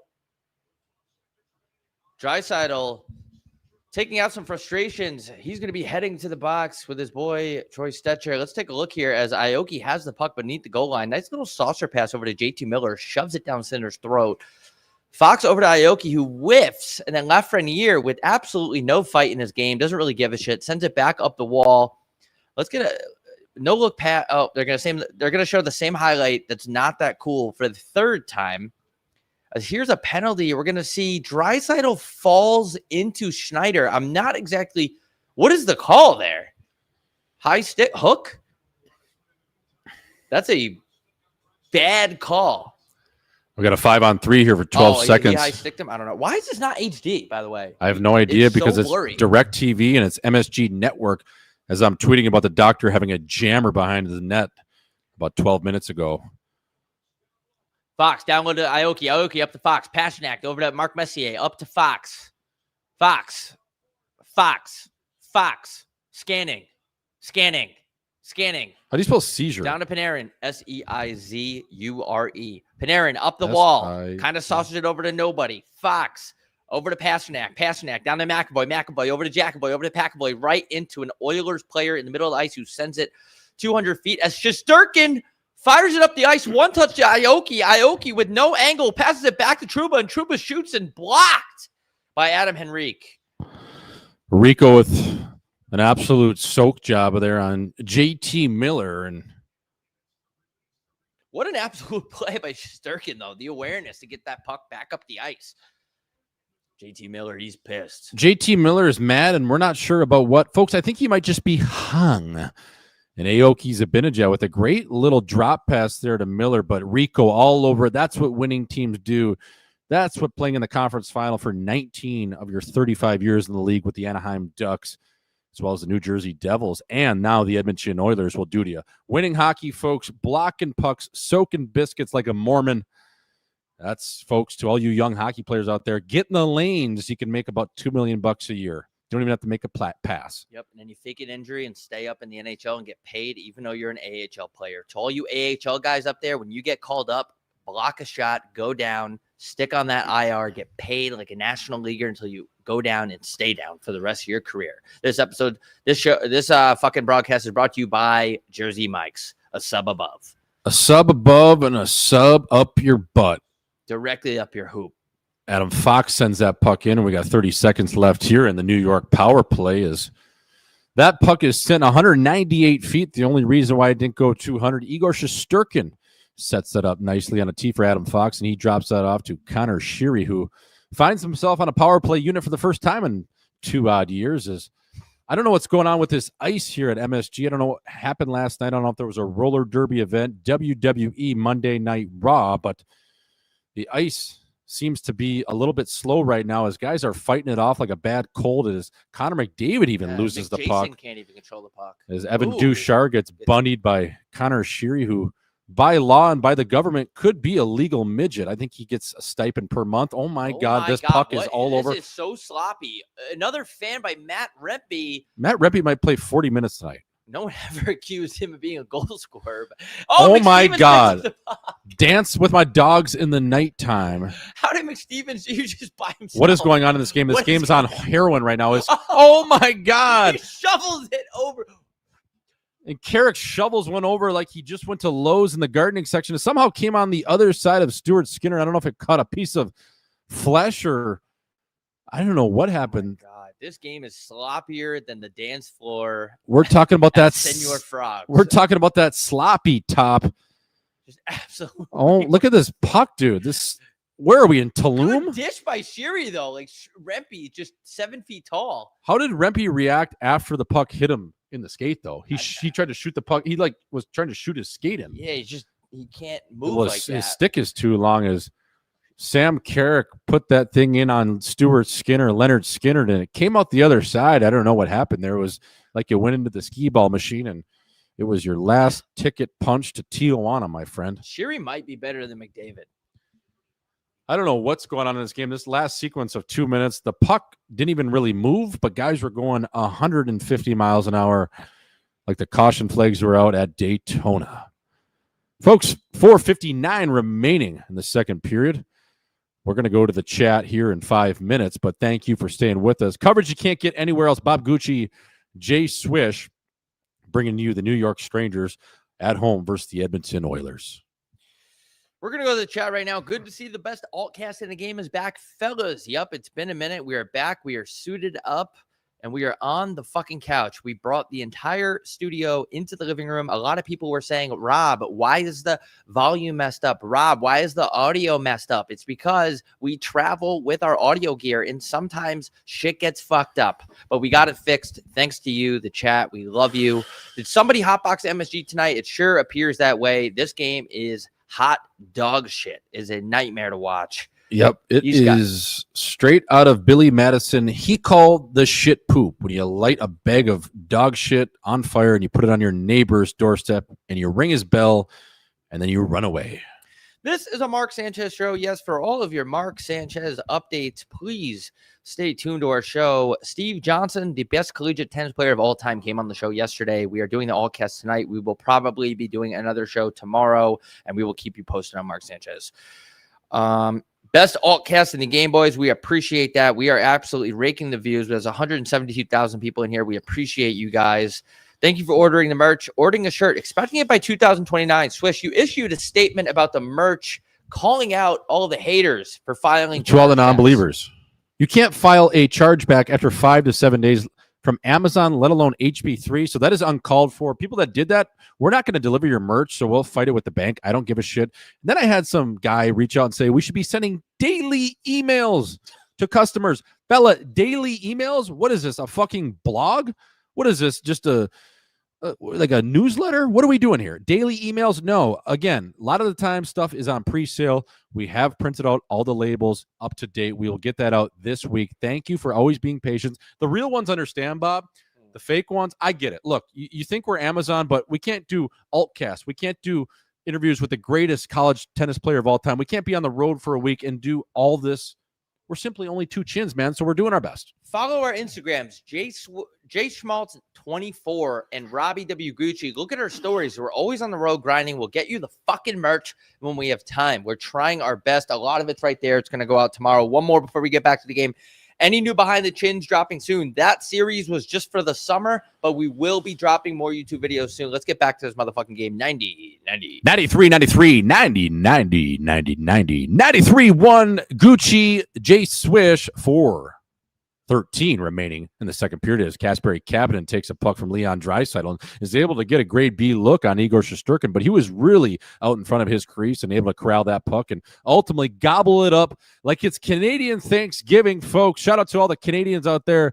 Shout out to all the good people of Canada. It was your Thanksgiving yesterday. It makes no fucking sense why it's in October, but I hope you had a good spread, and I hope your wife or girlfriend spread her butt cheeks and you were able to put a little bit of gravy in there, if you know what I mean. That is a little graphic. I'm sorry. I'm just going off the cuff. We're going to get back to the hockey action here. 4:08 remaining shots right now, Bob. 13-11. It seems like there's been more scoring chances that could have happened for shots, but the puck seems like it's a hot rock out there, man. It seems like a piece of A5 Australian Wagyu getting sizzled around right now, dude.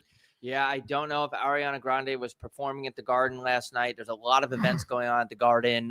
We will eventually end up selling out the Garden. So what they like to do here is they like to put a sheet of some bullshit over the ice, and that affects it. And I don't know what's going on. I don't know if these guys are just really bad or don't care or if it's the ice, but that puck is bouncing around like a Diddy bounce house full of oil and full of Trey Songz and Chris Brown. As here's the play. What the fuck? What is going on? What the fuck was that? That was a great sequence by, I don't even know who that was. That's Savoie. I mean, that was a crazy sequence of events there. He tips the puck around a defenseman at his own blue line, stumbles his way in like Suzy Quatra, as we mentioned, and then somehow shoveled a bunch of shitburger to the net and got a whistle. I guess that's good for your Corsi right there, Bob. Not a great play, but nonetheless, you can talk to your coach and your agent come July and be like, yo, dude, look at my Corsi. That is a play that leads to good Corsi because at the end of the day, analytics are just analytics. They're not the eye test. And people that rely strictly on analytics, well, they're absolute nerd biscuits. Yep, right you are, Swish. Did you ever care about your Corsi? No, I didn't. I mean, listen, unless it was you were defying all the odds and it was fucking horrible, yeah, I think you would be slightly alarmed. But if it was in that range of 40 to 60, whatever how they measure it, no, I think you're fine. There's a lot of let's put it this way. There's a lot of guys on the ice at one time, and you could be a part of the problem, but it doesn't tell the whole story. Yeah, that's why plus minus doesn't always tell that story, especially if you're on a dog shit team like the New York Islanders. Yes, you are right. 1-0 at the Edmonton Oilers, thanks to Trent Frederick on a very, very fortunate bounce. He got off the linesman along the wall and was able to bury a breakaway through the garage door of Igor Shesterkin. So we're up 1-0 on the Edmonton side. What a great play there by McDavid to get out of his own end. A little slip play to the nipple, they call that, folks, where you throw it to the inside ice because, again, the forecheckers, they don't see it. Everyone collapses to the wall. But McDavid, he sees the game in a different dimension. That was a great play there to get out of his own end and ultimately smoothly exit over his own defensive blue line. Matthias Ekholm with a great play to knock the puck out of Connor Sheary's hand. Then he gives it right back to Braden Schneider at the top of the key and not able to collect the puck off the yellow.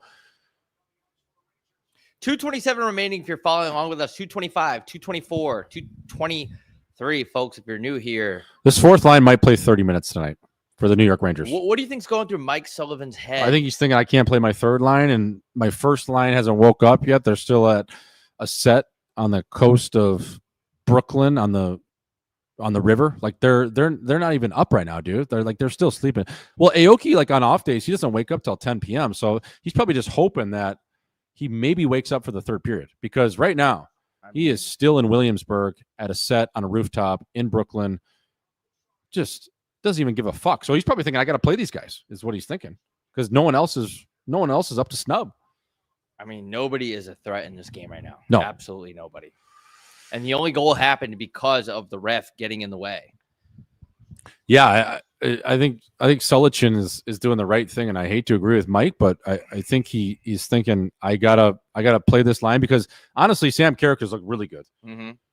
Reppy has done his thing. He tried to eat his skate and thought the puck was his skate, but I think this is the only line really going. I mean, they got to get something going. As Ike Howard is in and around the New York defenseman, and Schneider is able to, well, contain him, if you will, and steer him towards the ball as Rico goes for that puck, and Vakanakanainen is in a 50-50 battle with Rempe. I love how Rempe just goes into that battle just assuming he's just going to eat it along the wall. Like, he wasn't even thinking about making a play. He's like, I'm just going to put my frame in here, slow it down, and hopefully someone comes in here from my own team and picks it up out of my feet. We have the chat begging for the time. We're at 45, 44. I thought I just did this 2 fucking minutes ago. 41, 40, 39, 38. As there's a shot by Gavin Chinoff, saved by Stuart Chinner. We are at 37.1, and then we're going to go to the second. We're going to take a quick break. I got to charge up the laptop, and then we're going to take your questions. Yeah, and we're 30 seconds, 37.1 seconds. It's not to be confused with 93.1. We're getting a look into Stuart Chinner, who's arguing about. He's arguing with the official about something. I'm not sure if he needs a new P. Okay, he needs a fresh set of lumber. He uses that composite stick, so he's going to need some new lumber as JT Miller surveys his options and talks over the faceoff play ultimately that they're going to try to execute. Now, New York, they have stuck with their lines, which is crazy to this point. We're getting a look at Will Cully, JT Miller, as well as Connor Sheary, and this line's been relatively quiet tonight. They haven't done a ton, and that's to say about the entire team of the New York Rangers. I mean, other than that win in Buffalo, this team haven't shown a ton of life, haven't shown signs of really putting together that no BS training camp motto to use. I mean, you come out with a corny statement like that, usually, Bob, it doesn't translate well. Like, if you have to have a no BS attitude to your team because the previous year or maybe different things in the offseason were bullshit, good chance they're going to stay that way when you definitely don't shake a ton up. You bring in JT Miller, I like that, But other than that, the makeup of this team and what Chris Drury has done, they are somewhere between a rock and a hard place. And that is not a great place to be unless you like Viagra. Yeah, if you need a t-shirt to get your boys going, your team probably sucks. Folks, we will be back in 2 minutes. Don't touch that fucking commercial dial, you fucking prick.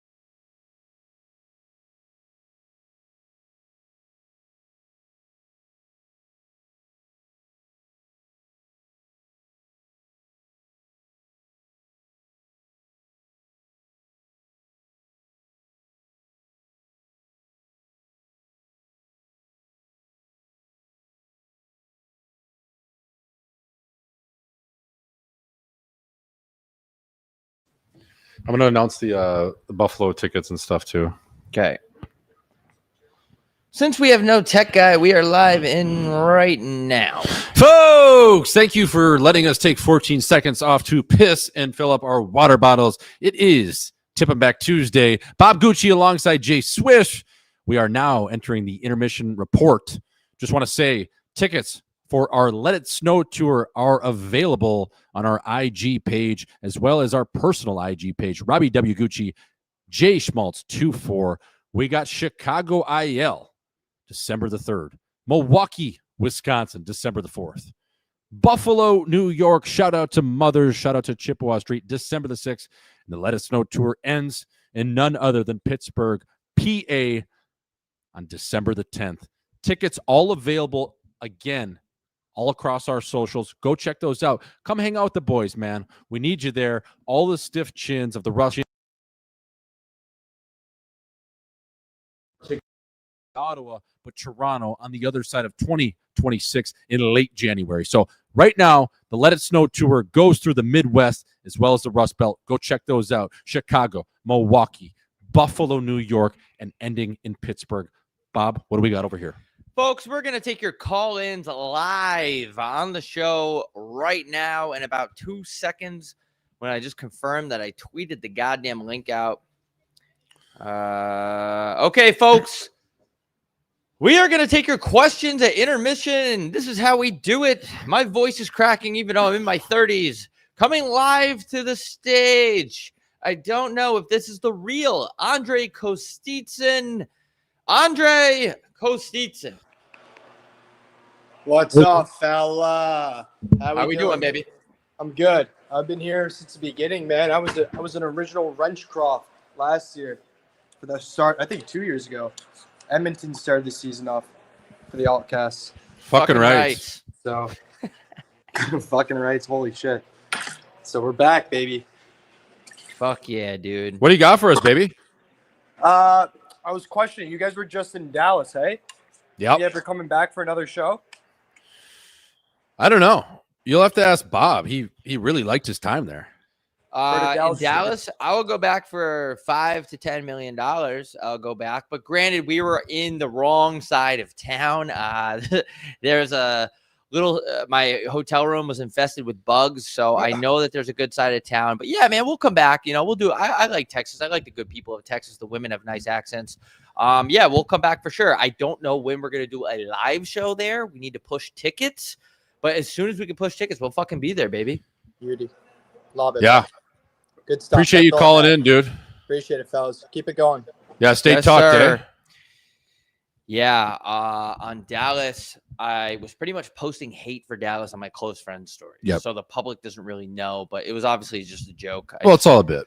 Yeah, everything's a bit. Coming live to the goddamn stage, a guy by the name of Tommy Wrenchwood. Welcome into the HB3 intermission report. Wrenchwood, how you doing, fella? Fellas, how are you? Can you hear me? Yeah, Yes, sir. got you loud and clear, fella. I called in a couple weeks ago, Swish. I was the Packers fan. We're not Yes, doing sir. too bad there. I saw you called out on the missing curfew, a must win or an easy win for the Packers versus Cleveland, and then we know how that went. So How fucked was that, dude? The mistake on the lake. We were I up know. 10-0.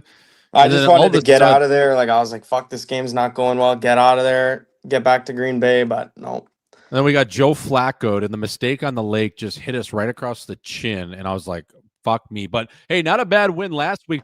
Our offense, so we got to get better. Like, I don't know what's I going on. think Matt LaFleur's just got to trust Love a little more. You know, like he's proven he's good. Golden looks good. Like Kraft's he's always got his chin tucked, Kraft.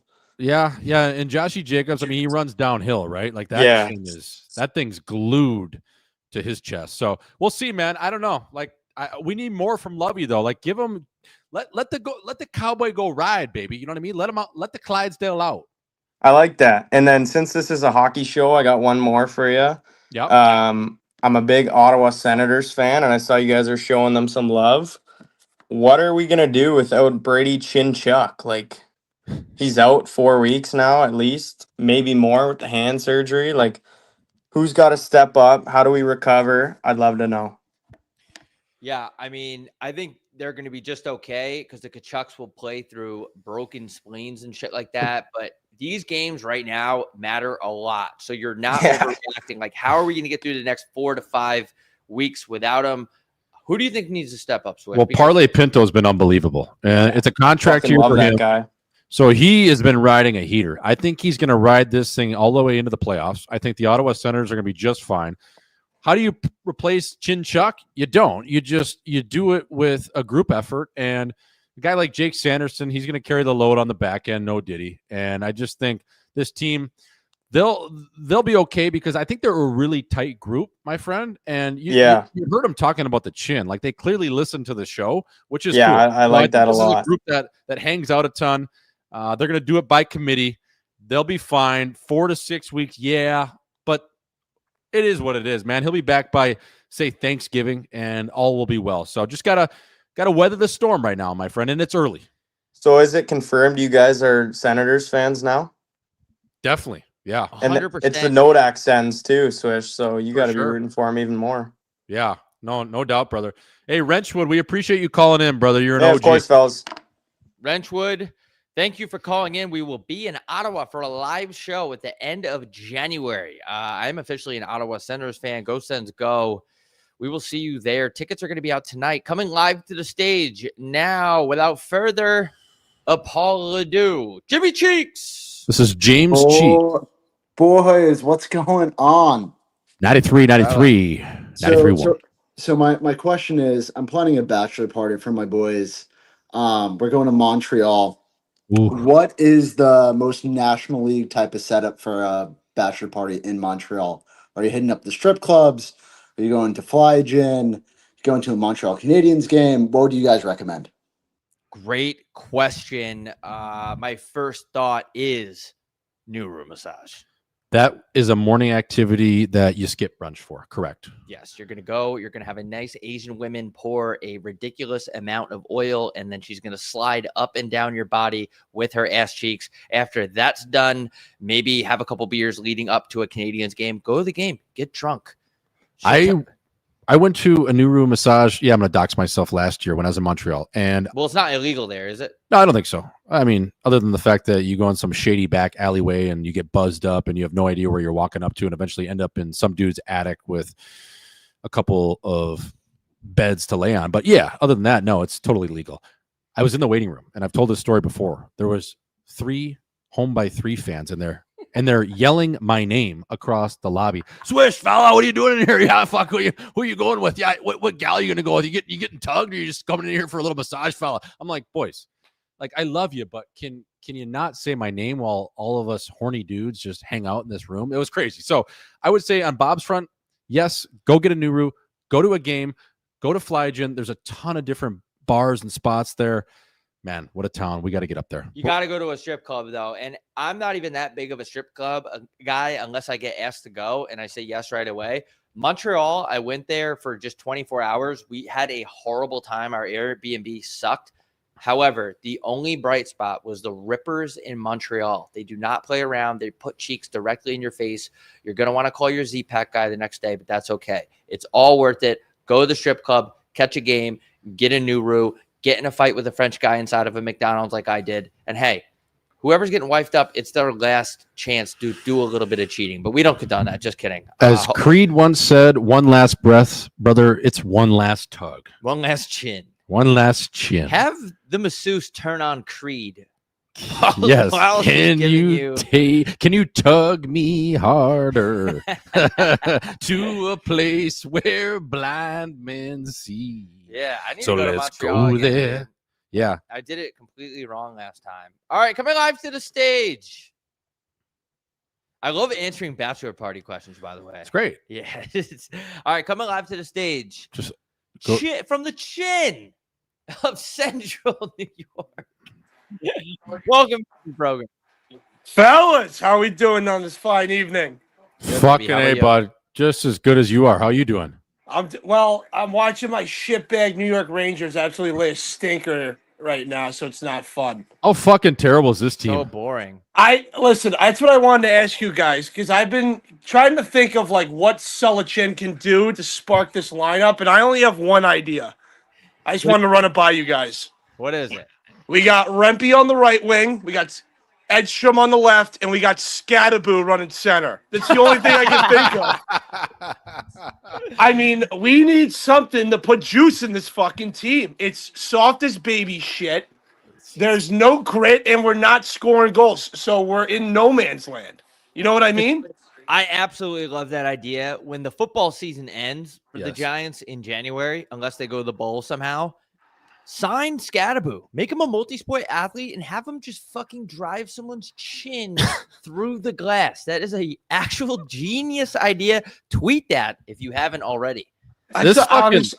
It's bullshit. I mean, I tune in the Giants games, and this guy's running through 6'6", 300-pound linemen, but Zibanejad's scared to go in a corner battle with Cody Cece. I mean, this fucking lineup, if you're looking at it, brother, it's softer than the sheets at a Rosewood right now. We're talking about a 2,000 thread count. Like Panarin, Aoki, Lafreniere, Sheary, Brodzinski, Laba, Radish. There is no fuck you in there. Everyone's Negative. pulled the light. Everyone's just filming each other. It's fucking pathetic. And as New Yorkers like you guys see right through that shit. It's so vanilla, dude. It's enough. Like, I thought last year with Panarin shaving his bucket, like that would be a little bit of an X factor for us, but it went in the opposite direction. I love Rempe's game. I got his jersey on right now. Like backwards. Fuck yeah. We need more guys like that in the state of New York. Not even the city of New York, the state. Buffalo, the Islanders got Schaefer, fuck it. But like, The only thing I can think is if we bring Jackson Dart in the press box, just banging every 10 in the city, and you got Scatterboo dumping it in fucking Darnell Nurse's corner first shift and running through a motherfucker's chin. Imagine Scatterboo F1 on the pill, dude. Oh my God. I think they let him wear 99. Fuck it. I mean, we got 99 the skill guy with Gretzky, and then we got 99 Scatterboo determining the pace of play early. I agree, man. I always say New York is a city, even a state where they run on energy, dude. You can't have a team come out and be flat. The whole vibe is going to be off. You got to have guys that play fuck you hockey, get the crowd involved, you're at the Mecca. It's like the fucking best city in the world, one of them. You got to have guys out there that are fucking proud to put on that jersey and They want to be there. Yeah, they're just like a bunch of pussies right now. Yeah, 100-year season. We got the awesome jerseys, that fucking sick, smooth blue, and we come out like a stinker against the veteran fucking Pittsburgh Penguins. Sabres or whatever. You beat the Buffalo Sabres. Congratulations. But now we're laying up another fucking stinker. Like, this is fucking embarrassing. Yeah. It's embarrassing. We totally agree with you. Thank you for calling in from the chin of Central New York. Keep calling in. We appreciate you. Man, he's totally right. It's a momentum city. It sucks. I've been saying it for years. Like, this team dude, how do you go to New York and just not come out playing like a bat out of hell every single game? How is your rink 5 blocks away from Hell's Kitchen, and that's what you show up and do? Why are you playing so gay? How do you even feel good about that lineup, though, if you're the general manager? It's not like they dealt the team or the coach a good hand. Yeah. That's a fucking soft lineup, man. Coming live to the stage with his brows so far tucked. Chaz, welcome into HB3. Fellas. How we doing? Quick question for the boys while we're in intermission here. Just curious, if you guys had to pick a couple of guys in the show currently to just get absolutely pinned with, who would you have to pick? All right, I'll listen. Good question. Oh, man. Current players is tough. Current players. Brandon Tanev. Drew Doughty. Ooh, that's a good one. Just to get licked with. Oh, just get fucking Nick Delorier. Ferdier, yeah. Ryan Hartman. Ryan Hartman was an absolute gun. Christian Dvorak. Honestly, Draisaitl. Christian Fisher. Who retired. Bring back Christian Fisher. Are we Christian Fisher's agent? Christian.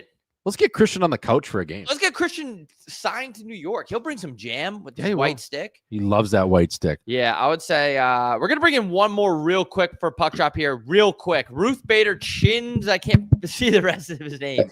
Ruth Bader Chinsberg, fella. How you doing? Fuck, I literally just joined. I saw you guys were streaming after a fucking post-game nap. I'm about to head down to the Sharks game. Fucking right. Fuck, off the chin. Who on the fucking San Jose Sharks has the toughest chin? Good question. Thank you for keeping your brows tucked. Yeah, he looked like he just woke up from a nap, and we appreciate you calling in. It's got to be Ryan Reeves. Yeah, right? I mean, it's got to be Revo who tucked, by the way. He did bonk.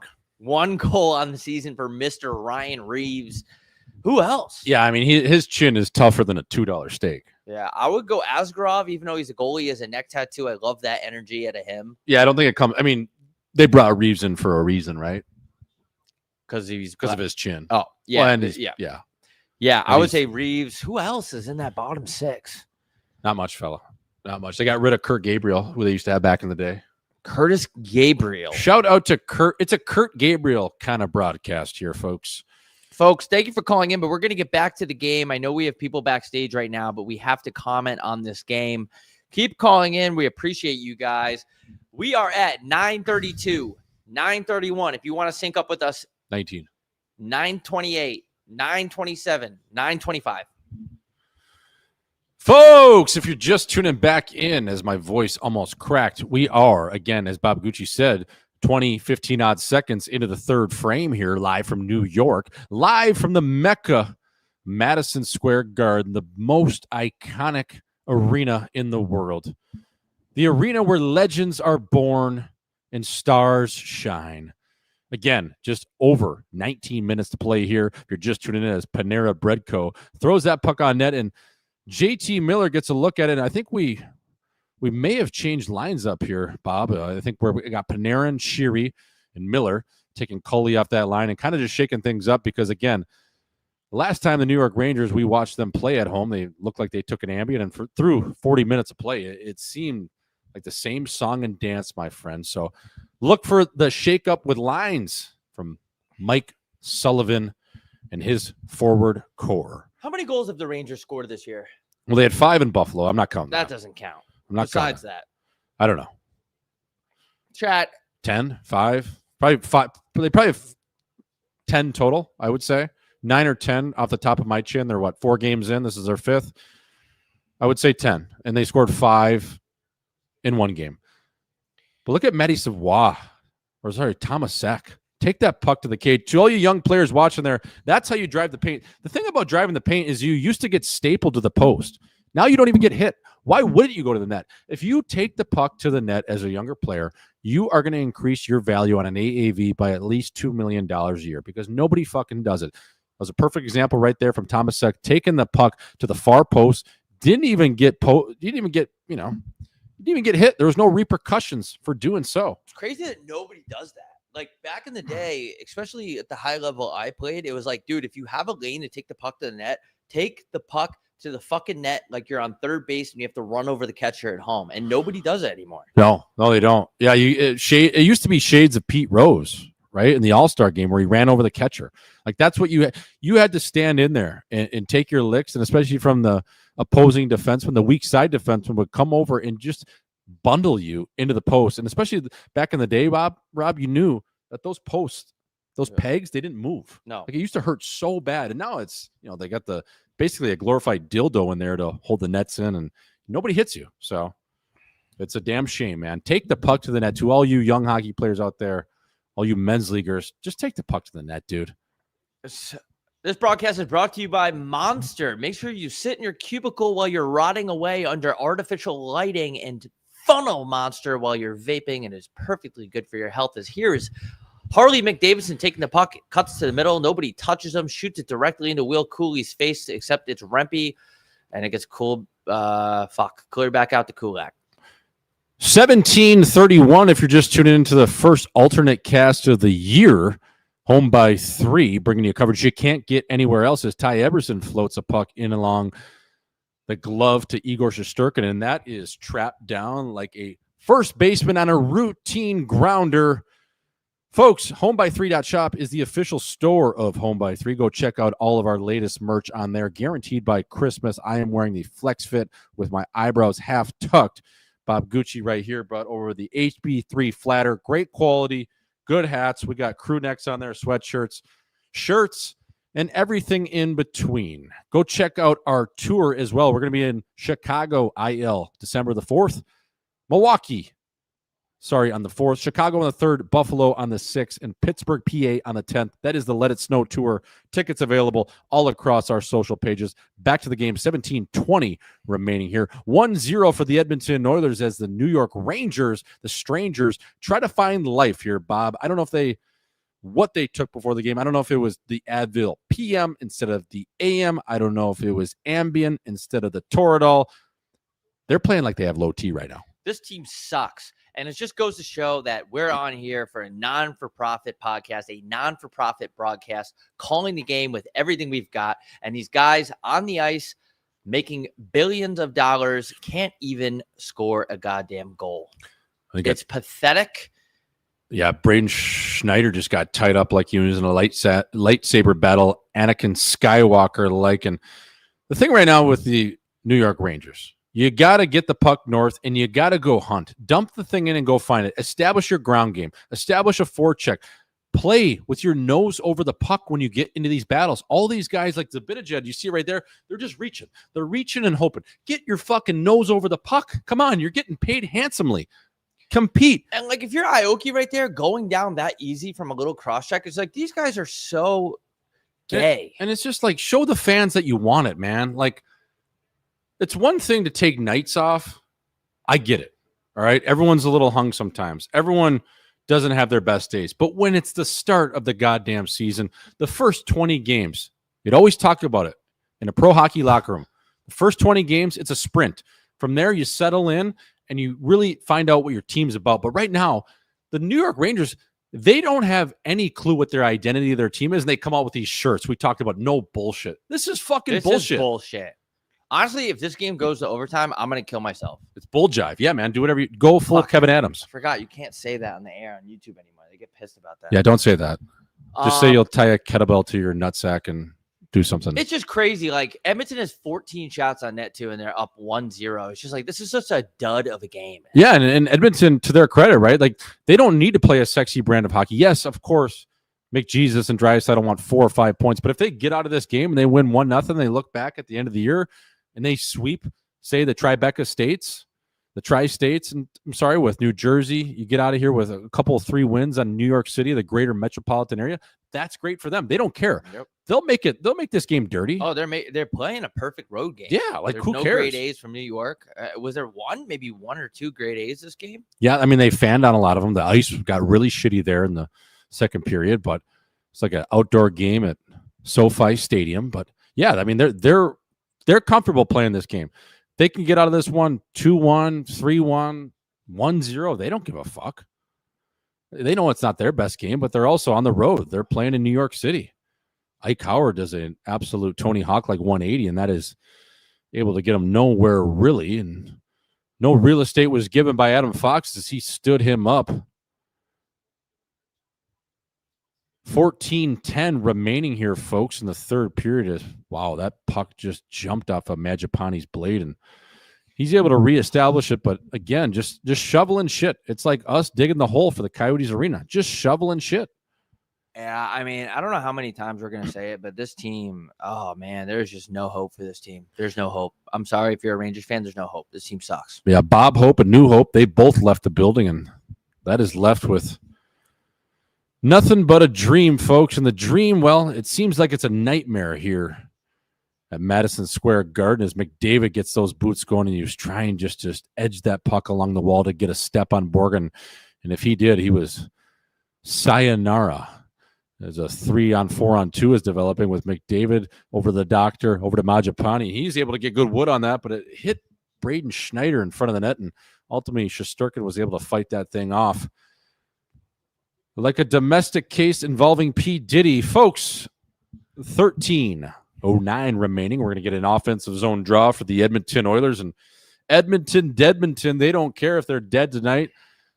They're up 1-0 right now, and we're getting a look at Alexei Lafreniere throwing that puck to the 4x6, and not a great chance, but good job by Skinner to stay tight right there. I can't even fucking talk. Yeah, he stayed tight. Yeah, he's tighter than a nun. Stay tight, stay in position, a little bit deep in his net, but he knows more than me when it comes to goaltending, but good save. And even the Edmonton Oilers were getting a new look at a line here with Leon Draisaitl, as well as Jack Roslovic and Ted Nugent Hopkins. So they're even getting away from their original lineup card. And Will Cully with a great chance here.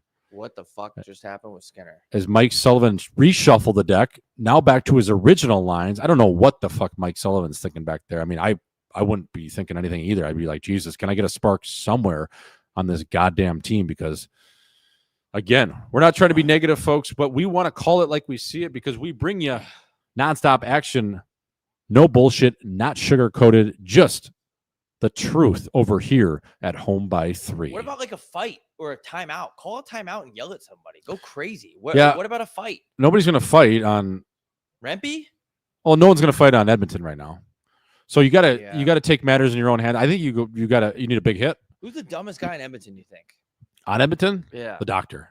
So try to fight the doctor. Maybe he'll drop him. Yeah. I even think the doctor with his IQ level, he still would say no. You'd have to really chin somebody, take a cheap shot, take liberties on one of the skill players to draw that sort of fisticuff action. Because right now, Edmonton, like, fuck, we'll just lull you to sleep. We will just, the big dogs, of course, they want to get going and get their cookies. But if you're Chuck Knobloch, look how Edmonton's playing, dude. They're just staying inside the dots, and nobody on New York is even thinking about going through that box. No. They're not even penetrating anything. They're not looking to challenge anyone to the middle of the ice. So Edmonton, they'll just hang out. They'll just play. They'll just box it up, fence it up, whatever you want to call it. Why? It's easy, right? Yeah, they'll just grind you down to the end of this game, and Sullivan's going to end up pulling the goalie. Like, has New York had one cycle chance tonight? No. Have they established zone time longer than 20-odd seconds? This is probably their most zone time right now, but they're just not doing anything. Right. It's like when in the UFC, when a guy takes the guy to the ground and just hugs them, like you need some sort of damage, some sort of effort, some sort of heart. And there's a high stick. And wow, you're going to call that. You're going to call that and give the Rangers a power play. Horse shit call. Okay. That's what we're doing. Try to get the Rangers on the board. Gavrikov snapping his head back. Wow, that was a gift. So they're...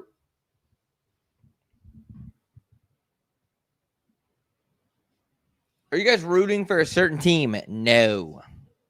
No, we're not. We're rooting for good hockey, and we appreciate all the people for joining us tonight. Again, we do have tickets on sale for Chicago IEL December the 3rd, 4th in Milwaukee, 6th in Buffalo, the 10th in Pittsburgh, PA. The tickets in Buffalo, I know they're going really quick, so if you want tickets for the show, go check those out. The Missing Curfew guys, they're going to be joining us. We haven't announced it yet, but that is confirmed. We have hinted at it. They will be joining us on stage in the 10th in Pittsburgh. Those tickets are relatively moving as well. So go check those out. Again, the Rust Belt, Pittsburgh, Buffalo, Milwaukee, Chicago, all on sale. Go check them out now. Go buy the tickets. Get the tickets. Tell your side chicks. Tell your buddies. Tell your friends. We got people doing the back-to-back. We got people doing Milwaukee and Chicago. That is so fucking fertile. If you can get more people on that train of thought, that vibe, that feel-good wave, dude, let's pack this bitch out, baby. Come on. We need you. Yeah, and the one thing is, like, get your tickets early because I hate when people don't get them and there's like, yo, I can't get tickets. Yo, the boys want tickets. Yeah, dude, we want to let you win, but if they're sold out, we can't do anything. And sometimes we do sell out. So, yeah, I would definitely get your like Buffalo, get your tickets early. Anywhere in Canada, get your tickets early. Yep. So we appreciate you guys to come out. We pretty much do a live show, live podcast in person. We let it fly a little bit more. I don't know. Pretty good feedback. We've done 12 of them, and I don't think some people by default probably didn't like it, but most people do. Yeah, I would say the majority has a really good time. I think the characters that these shows attract, it's all the Home by Three faithful, and it's just cool that we're able to come out to these cities and we do relatively get some pretty good support. It's cool to always hang out with the fans, man. It really is. That's the best part. So I don't know about this call. Like Kulak is trying to create space. He catches Garkioff or whatever the fuck his name is on the windshield. Like he catches his welding shield, but he's just trying to get a little bit of space, and the shaft of his stick catches him on the orbital bone, and it wasn't a malicious play. It's not like he caught him with the blade of his stick. I don't like the call. I think you let that one go. Garkioff, you can't be a bitch there. He sold it. Look at the chin on Adam Fox, dude. What is he doing right there? Looking for a tip? I don't know. Just I think a he's muffin to looking the for a chest. point. Yeah, he's looking for points. I think so many people were chirping him in the offseason that he's like, I gotta try to get back to this Norris form. He's actually got 2 or 3 goals to start the year. So I think he actually tied. How many goals did he have last season? 3? I don't know. It was not a lot. I'm going to check that right now. We got the power play for the New York Rangers. This game is in slow motion. The number 1 unit on the ice right now. JT Miller is Aoki Zabinajad, Adam Fox, Panera Bread, and as well as who else we got cooking there? Oh, Lafreniere. Okay, he's got 3 goals. He had 10 last year. So I mean, he's got 3 goals in 4 games, which is pretty good. This is the 5th game for the New York Rangers, who, by all accounts, man, it might be a long season in New York. The only thing that they do have that's helping them is I don't think that division is very good. The Metro Sexual Division, I don't think it's that good. Oh, that was a great pass. Fuck. Skinner had no idea where that was. What's going on in the middle of the ice of this Edmonton penalty kill, though? There's a lot of space. That's something to monitor here because that's 2 chances, 2 grade A's right along the hash marks. Ooh. That the Edmonton Oilers haven't covered. They're drifting out. The defensemen are getting outside of their post, the Doctor and Eberson in particular, and it's creating a lot of space in that middle of the ice. So let's be cognizant of Zabinajad here, see if we can get a tip and or a one-timer. There's a lot of space in here right now, my friend. Right you are. That's great insight by J Swish. You cannot find this coverage anywhere else, folks. So if he might go down to Miller here, he's going to look for the middle for just a quick pass. That's a bad pass by Panera. Move the puck. Miller's in the crease.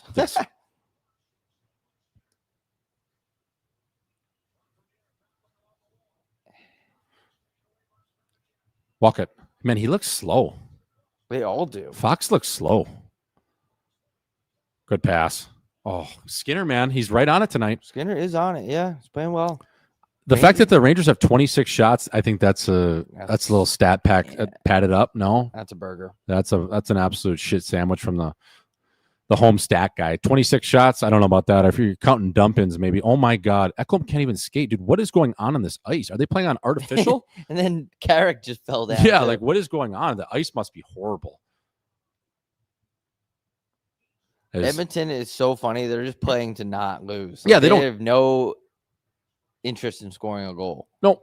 And they know they're going to get out of this game 1 or 2-0 if they keep going like this. Grind them down. Razovic's a good pickup. 22 even strength goals last year. I think he was second in the league for that. Bouchard sends it over to his partner, the Viking, Matthias Ekholm, and Shesterkin is able to glove that relatively easily and handles it well. And Stuart Skinner, we're getting a look at him. He's had a great night. I think he's been Edmonton's best player.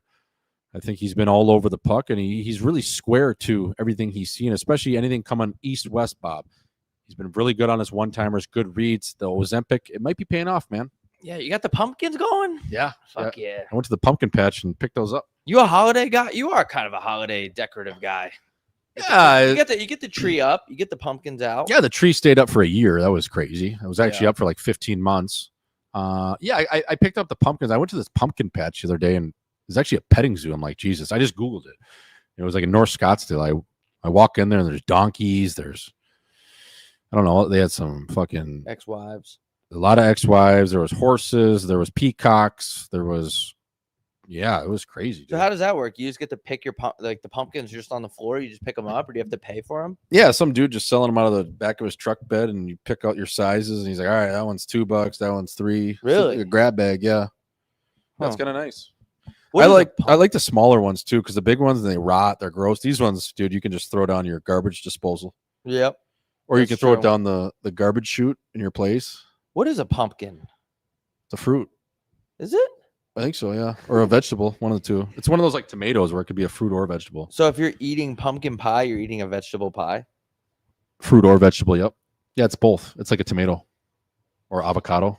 Yeah, I don't know. Can you eat pumpkin straight up? Oh yeah, Split dude. that fucker open and Yeah. just eat it? Yeah. Really? Yeah, you can sit on that. I bet. You ever had pumpkin seeds? No. Oh, so good. They're kind of like flat, like big. Yeah, man. You put them in the oven, put a little Really? salt on them and oil. What? Oh, then you open them up, split them open like a 1/4 to 3. Actually, So good. you can't eat watermelon seeds, right? You can't eat the black ones, I guess. No, only on Black Friday. Was that a real thing? You can't eat the black seeds of a watermelon, or the watermelon will grow inside of you? Yeah, I mean, if you're fertile, right? So chicks can't. Yeah.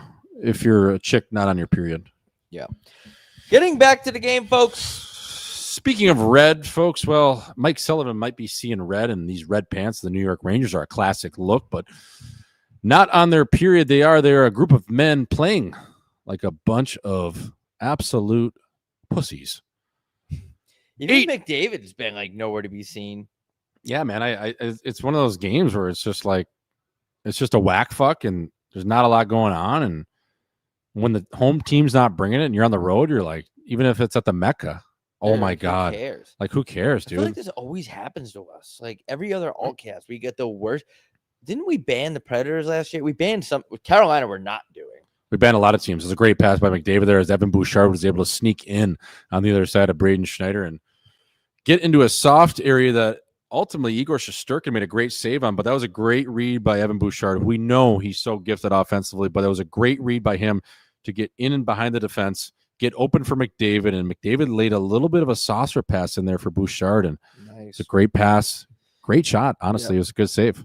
Love the way Bouchard complained after that. Like, what the fuck? I should have put that in. But it's not a big deal because the Rangers are not going to score in this game.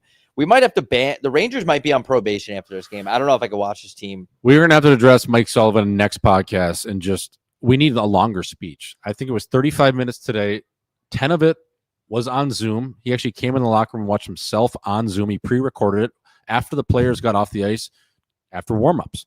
Then he did a 25-minute speech. So I think if anything, Mike needs to talk longer. Mike needs to hear himself talk. Why don't you bury him right there? Why don't you hammer a guy like Kulak there? I love the Edmonton Oilers, but if you're Sam Carrick right there, you go through the fucking chin of Kulak. Hit him, man. Like, you shouldn't be able to round your net with your head down for 4 seconds. That's how I got killed by Tutu. Fuck. This league. How does Mike Sullivan fire up the boys? Like, there's no way anyone's getting fired up by Mike Sullivan. He just talks lower. He's like Bill Armstrong. Yeah, he just talks lower. We're gonna go out there. We're gonna play our brand of hockey. We're gonna fucking dictate the game. We're gonna play our brand of hockey. We're gonna fucking. Yeah, he comes in the locker room. He says, "Hey boys," he goes, "You gotta go lower." Like, he'll just start going lower. Hey boys, how you doing? It's good. It's Mike Sullivan. It's, you know, we gotta skate hard. We gotta finish hard. Well, I was coaching Sid and Gino, right? Gino fucking hated me, but fuck, Sid loved me. I made Sid the player he was, right? Sid back-to-back cups. It's like, dude, why does every coach talk like Mike Babcock? Why does Mike Babcock go through dudes' phones? That was crazy. Mike Babcock got hired by the Columbus Blue Jackets and didn't even make it to opening night. That is showbiz. Back to the game here, folks, talking about Mike Wrenchcock and his extravagant bear hunting excursions all across Saskatchewan. We'll get back to that as Mike is going to join the show later. We might try to get Mike Yo on as well. The Mikes. Is every coach named Mike just an absolute douchebag? Mike Yo, Mike Sullivan, Mike Babcock. Mike Terrian, Michelle Terrian, Mike Terrian. Man, it might be a Mike thing. Yeah, I'm trying to think of any beauties named Mike. Mike Matheson? I don't know him. Mike. Not the coolest guy you've ever met. Really? Mike.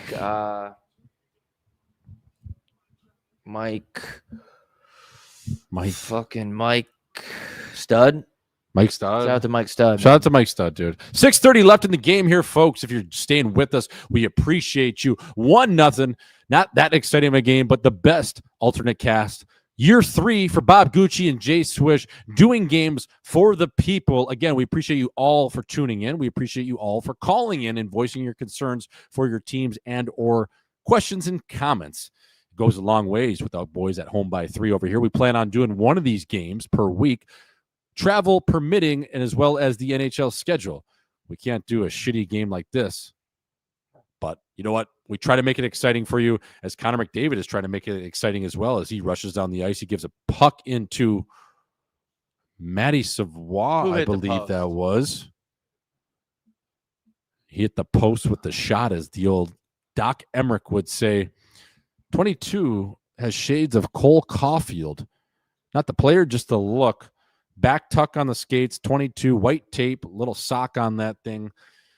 The old foreskin tape job. You started at the heel and you taped the toe, and there was another post. And this thing just turned into a USPS fest with the post office. Back-to-back posts as we trade Post off, Post Malone. I'm praying this doesn't go to overtime. 5:23 remaining here in the third frame. Is now it's a block party, folks. It was a post-up fest, and now it's a block party as Braden Schneider sets up behind his cage and allows his teammates to change, and we're going to get a set breakout. And who comes over the boards? None other than the fourth line. Jack, can we get an update on the TOI of the New York Ranger fourth line? They got to be at least at 14 minutes. I would say 15, which is pretty crazy for a fourth line with not a lot of specialty teams to boot during this game. They're getting a regular shift, Bob, which is anytime your fourth line is playing above 15 minutes, I don't care. He got absolutely stapled. I don't care how good your fourth line is. Was that Draisaitl he took liberties on? Like, Jesus. Draisaitl's a big boy. Like, Rempe's insane. do you think there's guys in the AHL that are pissed that he's up and not them? Yeah, but then they realize he's 6'7" and he 6'7". got a mailbox for a head and willing to get CTE for $700K. Like, you know, there's a lot of reasons why he's in the league, and that's 3 or 4 of them. Yeah, I mean, he fought 5 times in 2 games. Dude, he had a broken orbital bone, basically 2 black eyes, and he's still going out there and chucking with Reeves. Like, dude, what are you doing? It's not worth it. Connor McDavid is able to wind this up. Connor McDavid, you know the crazy thing about him, Bob, is I know you don't want it, but he's probably praying for overtime so he can get a point.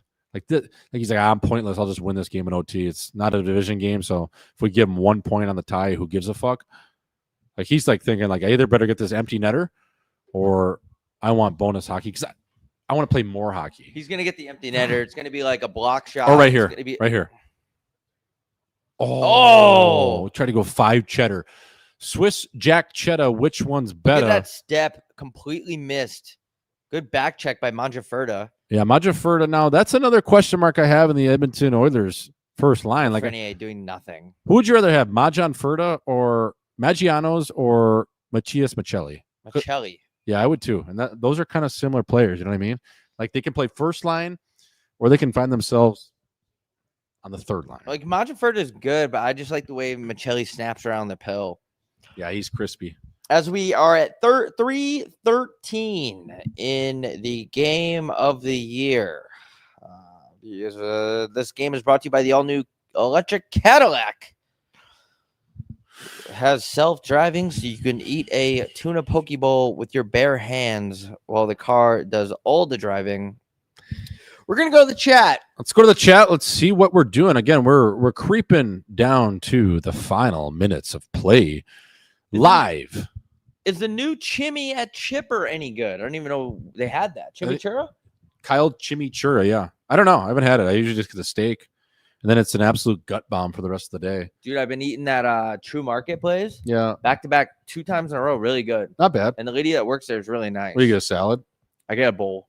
Yeah. Yeah, it's heavy. There's like a lot. Yeah, it's okay. It's decent. You get the chicken? Yeah, not heavy in a bad. Like there's just they put a lot in it. Yeah, I get the chicken Smoothie. Mediterranean bowl. Smoothie. Yeah, you're out the door for $40. Yeah. Yep. Not bad. Good $40 lunch. Canes or Rangers, Gucci, what team puts you to sleep faster? The Carolina Hurricanes. I won't watch one Hurricanes game this year. I promise you that. No, I won't either. It's complete dog shit. I want Sabalenka to absolutely dominate me in the bedroom, my friend. I'm sure you are joined by many other guys that think the same thing. Nothing like coming on the Home by 3 chat to express how horny you are. Thank you for your input. Bob, our DMs are more one-sided than playing tennis against a brick wall. What's the deal? Is it my chin? No, my DMs are filled with negativity and people getting mad at me for no reason. So I just don't look at them anymore. FMK, we're just going to say Kava, Chipotle, or Qdoba. Ooh, I'm kind of back on that Kava wave. Have you been? No, but I just read about it. They don't use seed oils. Really? And Okay. it was ranked like pretty healthy. So I'm going to go Kava, then Chipotle, then Qdoba. Fuck about you? one, marry one, kill one. I just ranked them, but yeah, that was this question. I'm going to tuck Qdoba because I want to stick my wrench into that hot queso. What the fuck? And then I'm going to go marry. I'm going to marry Chipper. I'm going to marry Kava. I'm going to shutter Chipotle because Chipotle always sounds so much better than you think it's going to be. Yeah, in person. Delivery doesn't travel well. Yeah. They just slosh that thing around in the Nissan Altima. Somehow Rempe's only played 12 minutes. It feels like he's played 30. Chicks in the chat. Are there any chicks in the chat? We've had a consistent 180,000 people in here. At one point, we were like over 200. I was getting scared. I'm like, I want to stay underground. I don't want to get too popular. 93, 93, 93, 1. Bob Gucci on the call is Sam Carrick. Oh, my God. That, my friend, was a John Dillinger-like robbery. We're talking about cutting the Turkish fade, leaving the butter on top, and then going to rob a bank like Doug McRae in the town. Look at this. Flashing the leather. Stuart, Leonard, Chinner. Stuart Little. The best part about this play, Sam Carrick's head was down from the blue line in as he walked his way on Broadway all the way into the blue paint of Stuart Skinner. And he says, you don't have to go home, but you can't stay here. What a snag, fella. Who's my favorite DJ? Mal P. You have a favorite DJ? Shades of, I don't know. Is Rufus DeSnow a DJ? Nah, it's like a group. Yeah, they're nasty. I like people that actually play music, not just press buttons.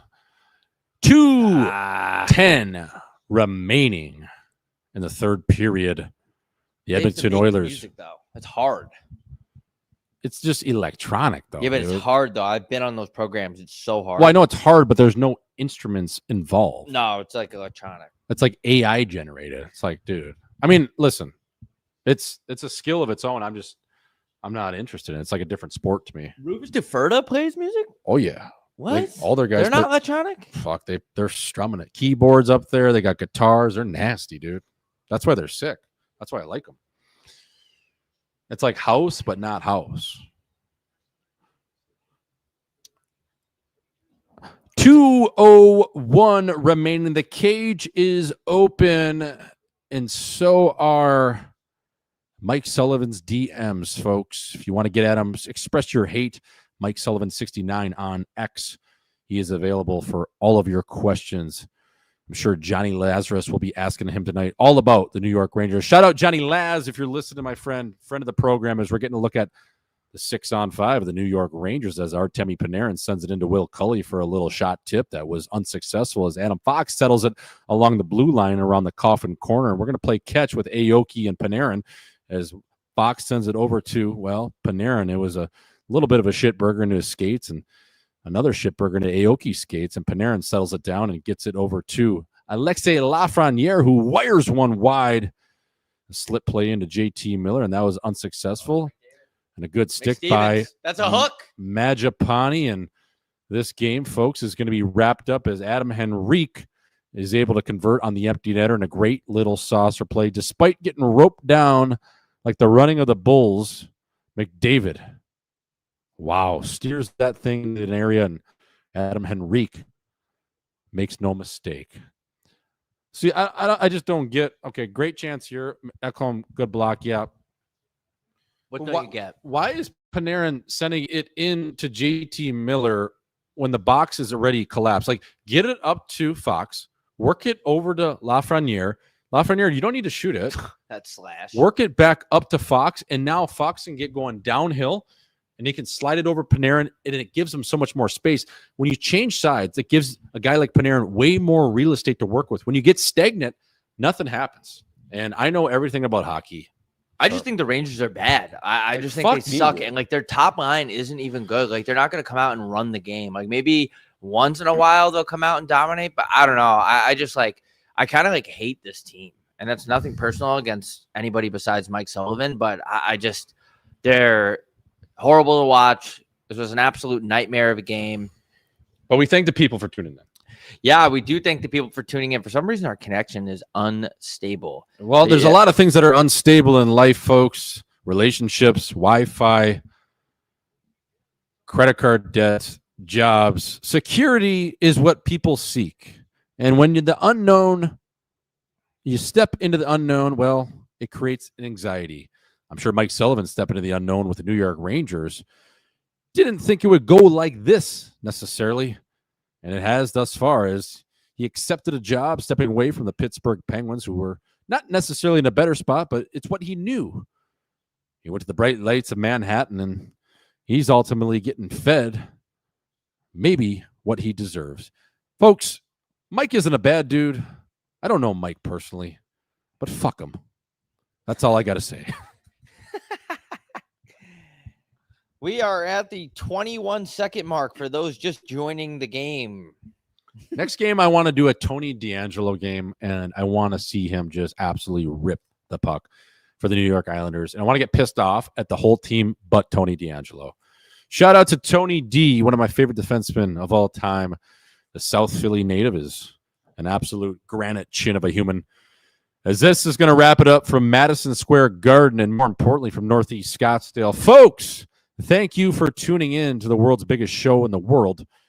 Bob Gucci, J Swish, bringing you coverage you can't get anywhere else. Appreciate all for calling in tonight. Homebuy3.shop. You can grab the merch. Go check that out. Tickets available for our shows coming up on the Let It Snow tour all over our socials. Again, that is Chicago, Milwaukee, Pittsburgh, and Buffalo. Go check those out. Bob, I don't know if you have anything else, but that is J Swish signing off. And I'm going to need a hot tea tonight, my friend, because my voice is Bob Barkerin. Folks, check out our podcast from yesterday with Steve Johnson. We got on, we snapped it back and forth, and then Steve joined us. Tickets are out where they're out. Go find them. We love you guys.